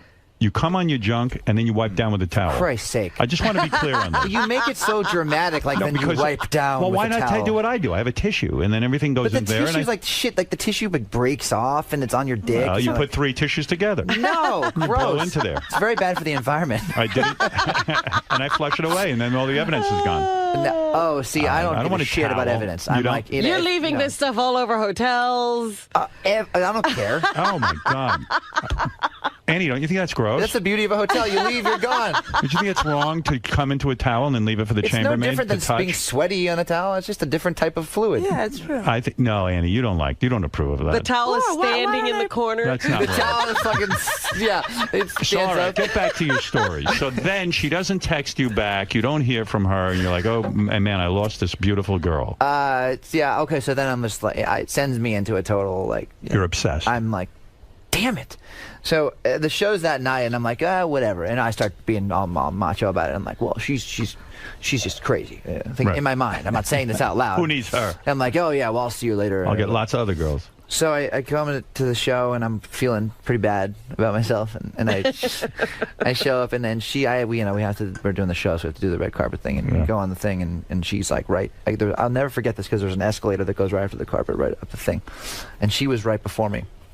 She's walking up the escalator, and I'm on the carpet, and I kind of look over, and I see her, and I'm like, kind of doing one of those things, and she kind of looks at me, and she's like this, and I'm like, oh, damn it. Well, now it's not over, you know what I mean? Well, you're in the game. So then I play the show, and like, I swear to God, I'm just not this kind of guy, but then I'm thinking about her the whole time, and then the second the show is over, I'll never forget this. There's all these amazing moments that I remember so vividly about the whole experience, but there's this, they always quarantine the models. It's like they have these big Sports Illustrated parties, and then, of course, no one can get near them because they're in this little jail, like, 10 rows above everybody. And they're all dancing and having fun, and I'm thinking, I know she's up there, and I kind of see her, and I'm standing here like a schmuck, looking up, trying to find her. Looking for her actively, in the middle of the crowd, which is another thing that I wouldn't necessarily normally do. But just being like, where the fuck, I'm finding this woman, like, where is she? And she comes out, and I look at her, and I'm just like, get down here. And she comes down, and then basically what happened was, that night was incredible. What do you mean? Where'd you go? We just went out. She had a bunch of stuff she had to do, too, for the And you rest guys of the- banged that night? Nope. No. Bullshit. No. You're kidding. I couldn't. My back was off. Like, yeah, that's another thing, too. She was literally So crippled. then what'd you do? Lay around in your underwear again and just, like, touch each other? Yeah. No, honestly, I think kinda that hot. night we got so drunk, I think we almost got married or something. We did almost get married. Yeah. I was like, let's get So married. how long did you guys wait before you had intercourse? About a week. A week? No. Was 10 it a days. week? A week. No, like 10 days or 2 weeks or something. Like 2 weeks is the time. That's it. Let's find out what's happening here, Want to hear the craziest thing, though? The best part about the whole thing? Well, there's another thing, which is basically like after we had that night, and she was really hurt. Her back was really messed up. She couldn't do anything. She couldn't barely move. I could get her to do something. I'm sure you Believe could. me. I could. I'd be Sure like, you back could. schmack. Let's get busy. You Get just a brace. I'm coming in. You know what? Lay there and I'll move. Well, it was actually probably a good thing because we were so alcoholic for that whole experience that I probably would have never been terrible. But so basically, we waited. We didn't sleep together. And then the crazy part is I got pretty bold, and I told her, I said, I want to go back. She's like, I got to go back to New York. And I'm like, I'm coming with you. Right. And she was kind of weirded out by that. But so for 2 weeks, you're like just fucking around, right? We left Vegas together, and we've been together ever since. So for 2 weeks, it's just like foreplay. No, pretty much. It was like a week, maybe. No, it was kind of really bold because we didn't sleep together, and then he came to New York to take me out for Valentine's Day. He literally stayed a night in New York, and then he left like on Monday morning, and then I did some show in New York, and then I packed all my bags and went to LA with my dog on Monday night. It was like, you know what? It was like but girls need to know. So when you're with a guy, and so for a week or 2 weeks, you're not going to have sex with him, but you got to put out a little bit, right? So you got to use your hand on him a little bit or something, right? Because he's got a full load in there. Aside from the fact that we need to not even stop. You know what? Is it oral for 2 weeks? No, I was just messing. I was like fooling around. Yeah, shit like that. Oral stuff like that. No, I don't know. I don't think we even went there. I mean, honestly, like I think everything happened. You didn't for a go there reason. for the 2 weeks? No, you did. You did. You did. You no. blew both went there. Or maybe it wasn't 2 weeks. Maybe it was like 10 days. So you guys 69 for 2 weeks? There was one thing before we were to commit to each other, we both knew that we had to have sex. Right. That was kind of like, in a weird way, going to be... Well, you got to know you're compatible. If the sex was going to be compatible and amazing, then we knew we were going to be But doesn't that put too much pressure on the whole sexual act? No, because we didn't wait too long. Was it good right away? Yeah. Yeah. It's gotten better. And you had an orgasm the first time with him? Or you had to build into it? Took a few times. Adam, were you disappointed in yourself that you couldn't give her an orgasm? A little bit. Yeah, of course. I was like, that's... But then you kind of... Well, if you have a good sexual relationship with somebody, you figure out everything and you know certain things. You got a big schlong? I knew you were going to... Oh, my God. I was so knew you were going to ask. I was like, when he asks if I have a big dick, what should you say, honey? Well, it's fine. It's good. Is he the biggest you've ever had, Annie? Is he the biggest you ever had? Definitely not. No. Who was bigger, Leonardo DiCaprio? Oh my God. Shut the fuck up. Didn't you date him? No. You didn't date him? No. Oh, you I thought you went out with him. No. Yes, you did. No. You didn't? No. Adam. I mean, come on, don't I read that. All this shit. Yeah, of course it's like how much everybody shit do you writes read about so much yourself stuff, that ain't true? It's just like everything's true. I don't know. Liar. Unless it's about you, everything's true. No, I've had terrible things written about me that were not true. Like I bought a stripper a car. I'm not going to buy. Well, I'm so lame. I got to buy a stripper a car. See, didn't that bother you? Yeah, of course it did. So what? Did you guys ever discuss each other's sexual past? Do you ever sit there and go through the names? Yeah, of course. So there's got to be a couple of names in there. No, I mean... He's got more than me. Yeah? Well, that was the whole thing, too, is I had to really I've been such a whore bag in the past that I had to, really make her understand that I was not that one of those things. And This is exciting. This is so exciting. See, I'm so boring now. Will you guys try anal, or will you not go there? No, I don't want to. Annie, you don't want to try it? My experience with that has always been like you get to a point where let's try something, and then you do that and it's like Annie, don't do it. It's not good. You're too pure. Yeah, I don't like it. I wouldn't do that. I'm not into it. That's not. I don't like it. Annie has the kind of lips. You know, all these women who get injections in their lips, they want big lips. Like you have that naturally, right? Mm-hmm. Like women want your lips. Yeah, but when women get injections, it doesn't look like that. No, it doesn't. Looks all messed up. Yeah. I gotta say, man, I tell her this every day. By the way, I'm not just saying it because I'm doing it in public, but you are incredible. She's so beautiful. If Annie was, God forbid, in a fire or a car accident and disfigured, I told her I wouldn't be with her anymore. You would break up with her, right? Yeah. Okay. Annie, just realized that. What an asshole. I told her that. I told her that within 6 months. That's right. Hey. No, you didn't. We joke around about that all the time. Yeah. You know. I told him if he ever cheats on me, I'll cut his balls off. She did say that. All right. Well, you know, why would you At least you know where you stand. Every time I leave town, she goes like this. She makes a clipping. Why would you cheat on her? You know what? Let me tell you something. Why would guys fuck up everything? Yeah. I was telling Robin earlier this morning. I went to a party and I met Sandra Bullock over the weekend. Oh, that whole thing is crazy. And this girl is sexy and successful, beautiful. I mean, I'm standing. I go, this Jesse James, like Paul McCartney said, you took your lucky break and you broke it in two. Sure. When a woman like that loves you, what's to cheat? How many women do you need, Adam? I know. Right? You're going to fuck it up. Don't fuck up with her. Don't say I'm going to fuck it up. Ask her to marry you right now. I'm serious, man. I already asked her the first night we met in Vegas. Annie, hammered. Will you marry me? Who are you asking for? Adam. For Adam. You're already married. Will you marry Adam if he asks you right now? I've never had someone else propose for me. Annie. Before. If he asked you right now and got down on one knee, would you do it? He's not going to do it. He might. I'm not going to do it right now. Yes, you will. We don't want to get married right now. Yeah, we're discussing. I have a preacher in the next room. He's ready to do it. He can perform the ceremony right now. Well, you Gary, two are. That would be a pretty trippy wedding. That would be pretty. That would actually be a great wedding. Andy, describe your outfit real quick for the guys at home. I see the bra is part of the outfit. In other words, it's a tank top, but the whole bra is really the outfit. Am I correct? No, it's a fabulous look, Robin. You need this look. I know. I'm going to go in the bathroom and tear my shirt right now. Yeah, tear your shirt. It's beautiful. It's a beautiful look. Let me tell you. Well, Adam, what a life, huh? Man, my life is. Should everyone become a musician? Is this what happens when learn an instrument? Learn an instrument. God, my piano teacher, if he'd only not committed suicide. I'll never forget the one thing I heard. I don't know who said it one time. I've heard someone say this, but they said, everyone's like, oh, you got into music for the girls and all that stuff. It's like, no, I didn't join a band to get girls. Right. I stayed in a band to get girls. That makes sense to me. Which is the best thing because it's totally true. You think because I was like I was 14, and by the way, being in a band back in the day didn't mean it was not cool. It wasn't very cool. You were outcast in a way. I remember it was like now it's everyone's in the band and everyone got band camps and all this shit. But when I was a kid, it was like you were lame if you weren't a football player or a job. Right. And so. You're not cool. You're dork. It's basically like you're no different than like a D&D kid. You're just like, oh, like Nirvana. You know what I mean? And everyone thinks you're weird. What's your schedule like on The Voice, by the way? Because I'm pretty big. I'm going to San Francisco this week, and this, I got a whole itinerary. But The Voice seems to be way more involved. Like how many days? It's a lot of days. Well, the difference is I think because we do a lot of stuff. You mentor. Off the set of the show. Yeah, we do stuff. Right. Yeah. It is. I have never been so unbelievably consumed by so much work. Do you care if you win? I mean, you won the first season, right? Your person won. Do you care? My pride and my ego wants me to win, but in a weird way, deep down, I kind of know it doesn't so much matter if it's my team or whoever deserves to win should win. Are you personally hurt when you hit the buzzer and you turn your chair around and then they pick CeeLo or Christina? Like, does that feel like a smack in your head? Well, no. I mean, I think that it comes down to because it's funny. To me, it comes down to if I want someone desperately, right? In my mind, I only missed out on that maybe once or twice. Right. I noticed this season you were kind of passed on a couple of times. I was surprised you were the winner the last time. I was surprised I was passed on a couple. There were a couple that I really, really wanted that I didn't get. But I think that,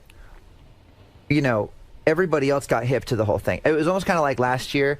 I heard Javier sing, and I think that I might have been one of the first coaches to snap into the competition. Right. I kind of thought I got right into it, and I think everybody else we were all deer in the headlights because they're all like, yeah, because I remember when you got him, you were like, yes. I was like, I got the whole thing. Yeah. Done. By the way, you talk about deer in the headlights. I going into this experience of doing America's Got Talent, Howie and Sharon have been doing it for years. You must have been kind of like, what? I walked in and I was like, well, I just figured I watched the show, so I'll know what to do. But it's like, I was like, whoa, this is a whole different scene than what I thought it was going to be. And there's a certain learning curve, Absolutely. Yeah. And I think that maybe I picked up on it because actually I was just kind of concerned with whether I was even going to be inspired at all. Mm-hmm. I was worried that I would find nobody. But you got caught up in it, didn't you? Because I'm in a lounge arguing with Howie and Sharon about the talent. I realized I'm caught up in this thing. I really want to find big talent. You can fight the whole thing if it's a good show and it's something that's worth a damn, and you think to yourself, "Wow, this is really special." You get totally wrapped up in it. Don't you think the prize money on The Voice is a little bit weak? $100,000.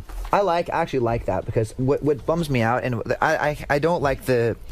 I don't like how Simon kind of bloated that whole $5 million. I will say I don't like to say bad things because, to be honest with you, we're not in competition, in my opinion, with anything. Right. But it's our own little world. But I don't like that. I don't think that if you win this competition, you should be anything other than kind of pushed to get somewhere in a weird way. I feel like I'd rather have that be the beginning or the catalyst to propel you into a career. In other words, that's your forum to get your career off the ground. Yeah, you don't want to be. I don't think it's a good thing because I had to go through. I ate a lot of shit for a long time. Right. And I feel like that's important. Absolutely. You should. When I was at America's Got Talent, there was a band that came out, and I said to him, I said the Beatles went to Germany for a couple of years. I said, I think you guys need to go do that for a while, And that's great advice because, this is the generation, like the instant gratification generation of like, I want to be big tomorrow and all this stuff. But we went on tour in a van for 2 years before we had any success. So aren't these shows though a shortcut in a sense? In other words, maybe someone could really cram and get a huge career going. If somebody knows what to do after the fact, Right. that usually changes a lot about what happens after the show. Because I can only help for so long. It's where it's like, we're dealing with that with Javier Colon right now, the guy who won. Yeah, he has an struggling album a little out, bit. right, And yeah. I've talked to him on the phone the other day, and the most important thing, and I'm still helping him out, and I think we're gonna make it all work, but the most important thing is you got to learn how to kind of play ball after the fact. Because look at Kelly Clarkson. Kelly Clarkson's a great example of somebody who could sing anything. She amazingly talented, but if she hadn't had the right song, she would never at be the right anything. time, she might not have had a career. Right. Since You've Been Gone is an amazing song. Right. It came out right at her absolute peak when she was the hottest she ever was.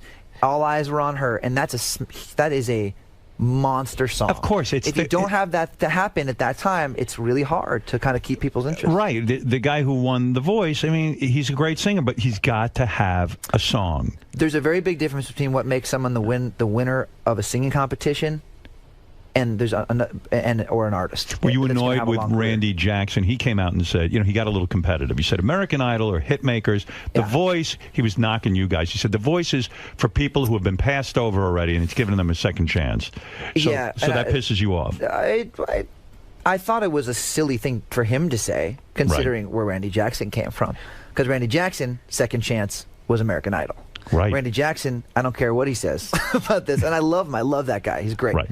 But it was a little irresponsible because when you think about it, a guy like Randy benefited so much from America. I mean, beyond so much. Right. That I find it odd that he attacks The Voice for being too second chancey. You're like, okay, well, like, look what happened with you, man. Like, that's like shame on you a little bit. It's Right, like, and man, also, you kind of. why attack those contestants in the sense that they want a break, too? Everybody wants a break, and the more the merrier, right? Absolutely, and also to me the most well-adjusted, kind of balanced, successful people in our business are the ones who didn't have success in the beginning. What do you know? Some of these shows that come on, these talent, now everybody has a talent competition. Some of them are successful, some aren't. What is the difference? Like, why is The Voice successful and so many fail? Is it the chemistry between the judges? I think it's for the same reason why I think America's Got Talent's going to kind of I just feel like because now you guys have your thing going on. Right. I think the chemistry at the core of it, if the chemistry's not there, it'll never be able to transcend and be like it's an amazing thing. Yeah. That's huge. That has to be there. I think that there needs to be, for lack of a better term, I'll just say gimmick, even though gimmick's a shitty word to use. Right. But like there needs to be something that is somewhat left of center of what all the other things do. Right. The show needs to have something special. You've got the chair and you're mentoring. And with The Voice, what's cool about that is like you've got that and you don't see them and you turn around and then once you turn around, the pressure's on them picking you. Right. And I don't like the idea necessarily. I might not have done the show if it had just been a thing where I was sitting on a throne and saying, I don't like you or I like you. But when you become vulnerable as an artist and someone that doesn't need to become vulnerable, right. I think that's really cool. I would watch it because it's kind of an interesting twist. Do you have a spinning chair at home so you can practice? I do. You do? I do. All of my chairs spin. All right, listen to me. What have we learned today? What have we learned? We just talked for over an hour. That Adam uses a towel. And he doesn't use a rubber. You're so clever how you get in there. Right. It's like all of a sudden you're like, what the fuck am I talking about? So, listen, Annie, you want to plug anything? Besides Adam, do you want to plug any upcoming? She can't even hear you anymore. Oh, do I She's want to looking go at and Adam. pimp myself out? No, you don't have anything you plug in, a beauty line, products, nothing? No, she doesn't. She doesn't need it. Look at her. She's on top of the world. No, I'm doing good. I just finished writing a book, though, so I'm No kidding. excited about that. Yeah. About Adam's penis. What is... it's called Average Can Work, too. Hey, are you average? Yeah, pretty much. Yeah, me too. I'm below average. Okay. Can I just say one thing about penis size? Because you talk about your dick all the time. Yeah, mine's small. Oh, it's like a which button. is another lie. There's no way. It's like a button. You're like a giant person. No, it's a giant person with a button. Fuck out of here. Here's my opinion on dicks: is that if it's not the biggest and it's not the smallest, chances are it's all right. Yeah. Right? It's perfect. When I'm hard, I'm. Am I wrong? Am I wrong? You're absolutely right. When I'm hard, I'm 6 inches, but when I'm soft, like a half an inch. 6 inches hard. There's nothing wrong with that. Half an inch. Yeah, you got it right. Just like that. You probably can't even stand up with that erection. You're a grower, man. You're a grower, not I'm a a shower. grower. That's right. That's right. Big deal. Who cares? It's much more convenient to be a grower and not a shower. You bet. You tuck it away, Adam, so much to talk about. Annie, even more to talk about, but time has run out. All right. Thanks The a lot, Voice you is guys. the show. It's always great seeing you.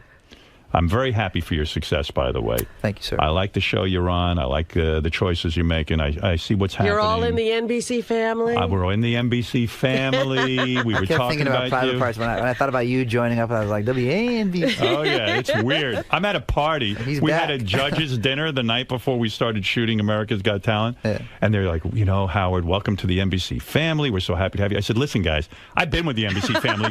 You fuckers kicked me right out the door. I was about to say, when I heard you go back to NBC, I'm like, you got it. How's that feel? But they're like, hey, it's a whole different regime. And they gave you like a fucking bajillion dollars. That's right. Let bygones be bygones. Exactly. Annie, what is the book going to be about? It's a children's book. A children's book? Yeah. Oh, yes. You don't even have children and you're writing children's books. I know. I love children, though. It's one up. Yes, you love children, and soon you're going to have one because Adam won't wear a rubber. And he thinks he has some sort of control. Oh, my God. I can already see this backlash. No. All right, listen. That's it. And that, too. You ever bring any of your girlfriends around, Adam, or you keep them away? Oh, absolutely. Of course I do. Would I you mean, ever we're do- all like big, happy family. Will you ever do a threesome with Adam? No. You won't. Would you want that, Adam? I mean, listen. Go ahead. I'm smart. Wait, what's That's the why listen, I wouldn't Annie? want that. Well, I think it's always. I totally respect that. I think at one point it's going to get a little weird for Right. someone. Have you ever been with another girl? No. Would you like to try it? Are you curious? No, I'm pretty happy. No, too bad. Satisfied, you hear that? Yeah. I will say that, yeah. Threesome thing, it's like the grass is always greener. I don't trust that whole fucking thing. Take her to a strip Eventually it's club. gonna Let's see go. what happens. I've been to one. Why don't she you go loves to? I'll take you to one. Never mind him. No, seriously, take her to a strip club. Everybody starts screwing around. They're going to go nuts for her in there, and then before you know it, something's going to happen. No, it's You know. a slippery slope, all that shit. I know. Sounds great, but it's not great. Want to know something? I took my wife when she was my girlfriend to a strip club. We went, and it was a disaster. Yeah, if you really love someone like on that level, you're The kinda girls were like all over her, and I got jealous. Really? Yeah, I didn't like it. I don't know if I'd like that either. No. Kind of pissed me off. I blew a load in my pants. It's the first time that ever happened to me. No one touched me, and it spontaneously happened. It's just hard for me to believe that you blow a load The under first a time it minute ever having happened. sex, you have a small penis, I'm you're a dead liar. serious. I was watching them go crazy for her, and then I was kind of leaning up against her back, and suddenly I blew a load in my pants. Yeah, I'm not kidding. Does that ever happen, though? I mean, does it happen when you're like 12 years old? I mean, Well, they does claim it? they are wet dreams. I never had one. I only have wet nightmares. All right, look. We've You got wake up crying and you come all over yourself. Why? Oh, dear, so what's much, wrong with you? So much. Give my love to CeeLo, I will. the country guy, and Christina. Blake Shelton. Blake Shelton. Blake. Whatever. He's awesome. You actually would really like to have him on a show. I would You should have try him on. again. Sure, You really would. He's amazing. I want to find out if he comes in a towel. Oh, he'll tell you. He'll be way more honest than me. I want to meet him. He'll tell you everything. All right, look, we've discussed a lot, probably too much, and we'll take a break.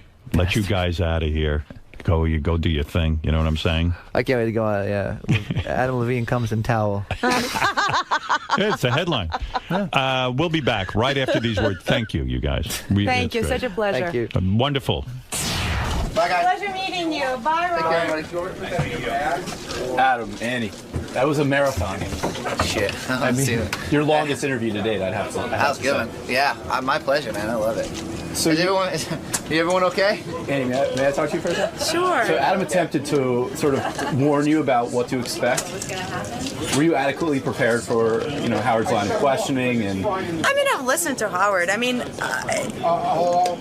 it was really fun. I was really excited to meet him, and I usually I would be really kind of not okay to go to this kind of things, but it happened that it was our last day with Adam, and I don't know, it was really fun. I really enjoyed it. you said you enjoy the way he, when Adam was attempting to warn you about Howard, you sort of liked Howard's honesty and the way he goes about questioning. Even though you said you might be shy in a normal setting telling the story, there's something about the way Howard asks the questions and brings you into the conversation that you enjoyed. Oh yeah, absolutely. I mean, listen, that is what is fun about the show. But the thing is, you don't have to say anything. I mean, if something that is you're not comfortable with, you totally don't have to say anything. But it's no one really asks that kind of stuff, and it's fun. It's fun to talk about it because I don't think we said anything too crazy or too dirty or I mean, it's like a normal everyday stuff. No, not at all. But it must be a little bit difficult going from the green room, not sure if he's going to talk to you, and then you're sort of thrown right into the mix. Yeah, but the thing is, I'm kind of, I think I'm like, it's like talking to a friend. I mean, he's a fun person to talk to, and we had the same conversation that I would have as a friend, really much. He makes it that. I would probably say more curse words if I was with a friend. I try to refrain myself over Yeah, there. you kept it very PG. Yeah, I tried. You walked the line. But then it was like talks about the towel, and then it's like, oh God, there goes the PG. Here we go again. Yeah. Okay. All right. Thanks, Andy. It was nice meeting you. Thank you. How'd it go? I think we survived. How did we do? I did talk about some disgusting shit, but what are you gonna do? It's Howard. He just works his way in there. It's amazing. Next thing you know.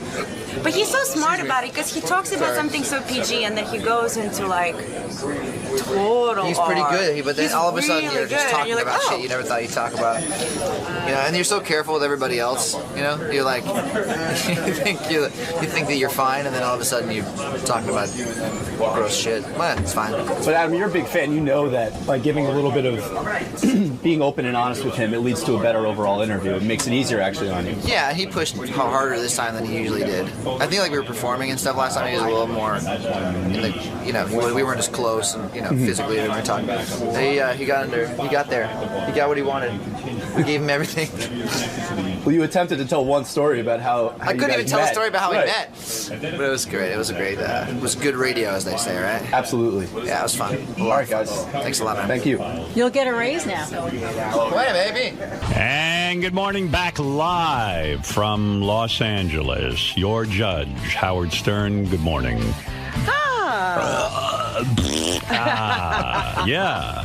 How was it? Hey, now. So we were feeling so good and everything about everything. And Beth and I were on a sort of vacation there. So she says to me on Saturday, hey, let's go get some tattoos. She was feeling like she wanted another one, too, huh? Yeah.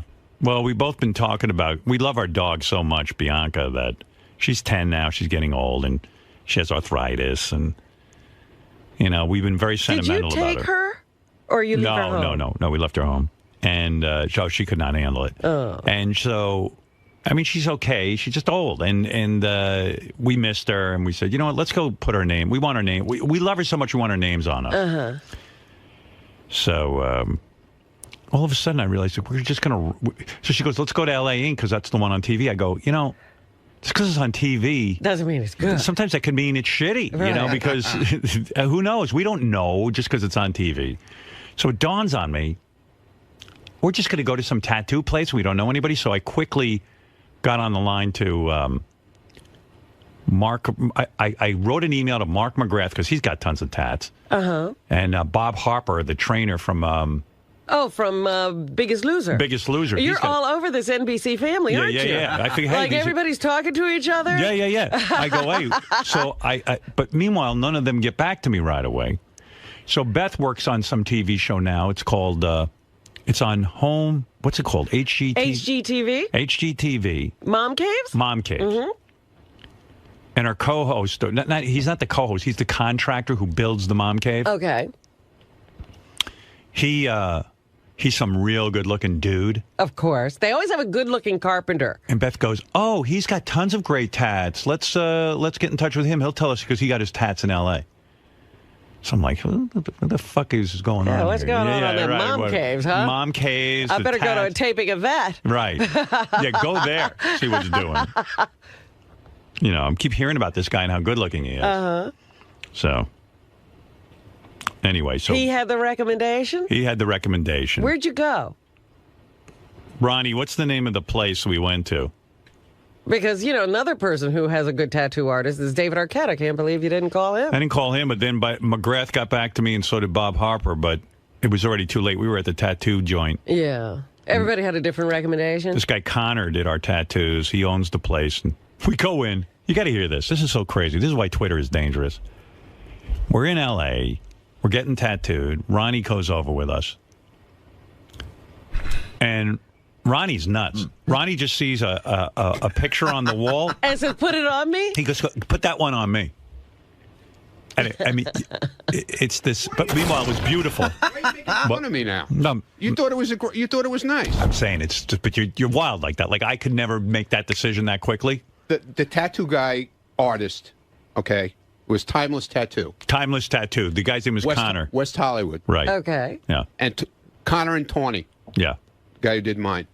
He had drew this crazy skull. He had drawn. By the way, your grammar is so fucking bad. He had drew. This guy, you know what? By the way, you got to read his Twitter. Do you follow him on Twitter? I have to start following him. I don't know if I do or not. Me? I don't know if I do. What's wrong with He you? can't spell. I follow you. Not only can he spell, but what was the word Ronnie was using? Turmoil. What did Look he at say? Here, watch this. Look at this. What's wrong? The block party babies are causing major TERM. Then a separate word, oil. Term oil? Term oil here. Oh, my goodness. Did you learn how to spell it? Yeah, TURM. Yeah, TURM. Right. What? And it's one word. It's one word. TURM oil. Yeah. Yeah, but it's one word, Ron. All right. Don't use. What did you think term oil was before you... What I think it was? Yeah. I know what turmoil is. It's like the end of term and oil or No, something? I see his Twitter, and it's term. It's causing trouble. Is what it's doing. Term oil. Yeah, but why would it be... Shuley was causing turmoil. His you talk to him, you could lose all sense of the English language. Let's get back to the. He's got his own language. Ronnie, how the fuck did you get out of high school? It works for me. Yeah. You want me to bring in my diploma? I'll show it to you. Yeah, but your report card is what I want Where's to see. that school? Is it closed? Class clown. Class clown. You don't know how many times my parents got called up for being a class clown. Before we get to your tattoo, we go to the tattoo place, and the guy goes, we see there's a bench to sit on, but we realize it's not a bench. The guy goes, oh, that's a coffin. What? It's a baby coffin. No, it wasn't a baby coffin. I know. I thought he said it was a baby. They're getting a baby coffin. What are you talking about? It's a coffin, like you die in the tattoo place? Yeah. They use it as a bench to sit on, which is kind of cool. And a storage thing. They have all the magazines inside. Right. Oh, that's disgusting. Yeah, and then they're getting a baby coffin, which was, we were like, hey, I thought that That there is was. so sick. I said, where's the baby coffin? I want to sit on it. Well, I want to put Ronnie in it. So anyway, I bet you Ronnie would fit in a baby coffin. I bet. Stop it. So the coffin's there. I open up, I say, Ronnie, get in there. So Beth goes, he's not going to get in there. I go, yes, he is. He doesn't give a shit. So he gets in the coffin, and I take a picture of him. Lying there. And it's funny as hell, so I tweet it. Uh-huh. There it is. That's the one. That's Ronnie in the coffin. Oh, that's hysterical. And I wish it was a baby coffin. I want you to be wearing that shirt for real at the end. Yeah. So I tweet it. Well, 2 seconds later, I start getting tweets back. Howard, that's disrespectful. Whitney Houston's funeral's going on, and what you're does that tweeting have to do with Whitney? that like we're making fun. Like there's Ronnie in the casket. Oh, like you looked at Whitney and then said, "Put Ronnie in a casket." I didn't even know Whitney's funeral was going on. I was at a tattoo place with a coffin, and I thought it was funny. But people are such assholes on Twitter. You know, they you can't have fun with them at all. Right. I'm like, that's it. I'm done. You always say that. Yeah, right. By the way, Ronnie looks good in a casket, it turns out. Actually, he looks pretty good. Right? Yeah. He looks better in a casket than walking around. Right. He looks sort of mummified. He looks natural. He's smiling. When do you ever see him smile? You know, when you go to the funeral parlor and everybody says, he looks good. You know, they always go, what's Ronnie's look? Now we found it. Coffin. Lay it in a box. So, anyway, like there's just a drawing on the thing. I said, Ron, so he saw, it's a skull with a grasshopper coming out. He loves his skulls. It's a skull, but it doesn't look like a skull. It was a really cool drawing, and there's a grasshopper coming out of the skull's eye. Oh, It's a cricket. Cricket. Yeah, cricket. And it was pretty cool. And the eyeball falling out of the other socket. Right. It's really cool. Beautiful. It is. He's admiring it. I was actually admiring the drawing. He goes, hey, could you put that on my arm? I said, yeah, I'll pay for it. So I bought him his tattoo. This is the second tattoo I bought for him. Really? The first one and the last one. Yeah. Show me your that's it? tattoo. I think so, yeah. Where is it? Where'd you get this one? Right here, my forearm. Let me see. Yeah. Helps. Hey, he's got to take off his whole coat. Yeah, that helps. Hey, can I take something up with you, though, man? Something weird's going on. I think I'm going to have to yell at you about it. What? Okay. So I get this call from, I got an email from Dan, the song parody man. Yeah. And he said to me, Howard, oh, yeah, there's your tattoo. Show it to Robin. See? He's got it's a skull, but it doesn't look like a skull. It doesn't look like a skull. Right. Look at it at the right angle. Yeah, I'm looking at it at a weird angle. The light's hitting it wrong. But Ronnie doesn't I'll look at it later. Ronnie doesn't put any thought into it. He's just like, put that on my arm. I don't care where you put it.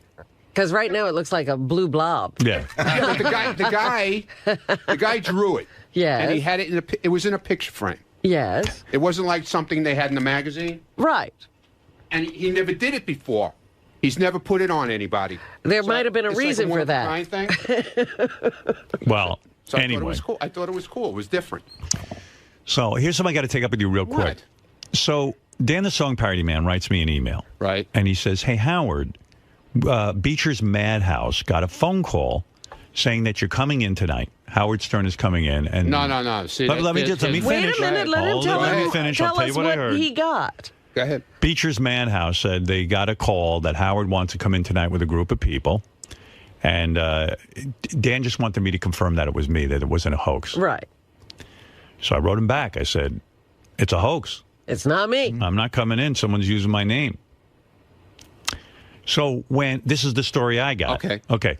When the people show up who did the hoax, it's these two hot chicks, and Ronnie's with them. Ronnie, the limo driver, Mund. Huh. Yeah. So they say to him, It wait. is Howard Stern. Yeah. And so it was like, they go, well, this was for Howard Stern. Why did you do that? This and that, the other thing. So they threw him out. Oh. And no, we didn't throw us out. We walked out.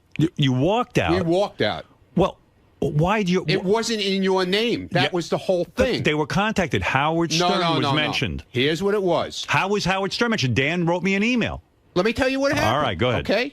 It was this Tiffany Granite from the Playboy Channel. Yeah. Called up. Go ahead. And made a reservation with some guy named Eric Espinoza. Okay. Okay? Saying that she wanted to come in with her friend from the Howard Stern show. Well, there you go. Didn't mention Ronnie at all. Yeah, me. It's yeah, me. Ronnie. No, she said me. Yep. Not from you. the Howard Stern show. Right, that she was coming in with me from the Howard Stern show. She shouldn't do that. What? Listen to me. Don't let your friends do that. I didn't they know thought it she was the did it Howard that Stern way. show. I knew when we walked in that's how it was. Yeah, but do me a wasn't- favor, because you're doing good. I don't want you to fuck this No, up. I'm not. Tell your little friends. Why do you have so many friends? He's busy. This guy doesn't go to bed till 3 in the morning. friends. He is L.A. That was the one it's going to night. get you Well, into whatever. trouble. Saturday night was the only night I went out because that was it. We were done and Right. everything was finished and we went out. But then you go on Twitter. You're bashing Beecher's Madhouse. Because they treated us like garbage. But Ronnie, because the person you didn't make the call. They called up and said they're coming in from I the had Howard nothing to do Stern with the show. call. I didn't even know about the call. The owner flew back because he heard I was coming in. You caused them a lot of trouble. I didn't cause anything. You got to tell your friends not to say the name Howard Stern and your friends should not be the same. Understood, but I didn't know anything So what are you about it. trashing the guy for? What did he do Because wrong? they treated us like shit. Yeah, because they were All right, pissed. all they had to do was say, hey, listen, you know. They made the reservation under false pretense. I didn't know. That ain't cool. I didn't know that. And I know it because Dan wrote me beforehand. Yeah. I read the note. Does Ronnie realize that the doorman that he yelled at was actually Beecher? Yeah, that was Beecher. And he was pissed. He flew all the way back from, I don't know where he was. He was on business somewhere. From Vegas. Because he heard I was coming in. Well, boo-hoo for him. Because he was. Yeah, because he's pissed. He didn't have to be so nasty, though. Yes, he does. And then, He was flew lied back to. from Hold on a Vegas. second. He was lied to. He was lied to. Well, then how come we were up in the restaurant 15 minutes later? Yeah. He sent some, PR girl up to us. Because he was nervous. Apologizing and then wanted us to come to the show. And we said, no, we don't want to go now. Yeah, because he was nervous. He hears Howard Stern and he thinks he's going to get, they even wrote a note and said, listen, I've always treated the people from the Howard Stern show to all kinds of things. He goes, I was told Howard Stern was coming in. I ran back from Vegas. Nobody. Yeah, but your friends shouldn't say anyone. Just tell your friends to make their own reservation and not to mention Well, Howard that's what Stern. I was under the assumption. Well, don't be under an assumption That because she your put it- friends she are put it under using her my name. name. Why aren't you yelling at your friend? Yeah, you yelled at Beecher. You should have said to this girl, hey, fuck nuts, don't mention Howard Stern to get into places. I didn't know she did that. Well, don't. He's if you still wanna not be, angry at her. Oh, no. Because she's a hot chick. Right. What do you mean angry? I want you to tweet today something nice about Beecher. Wow. And something bad about her. And something bad about her. David said shit about him, too. So Well, that's when his he saw business. it. So let him tweet that. Listen, you're out there, when you're rolling with me. All right. But I didn't you know did it was- so good the whole trip. You told that guy no pictures, you know what I Right, mean? right. You were professional, was proud of you. And then you had to go out.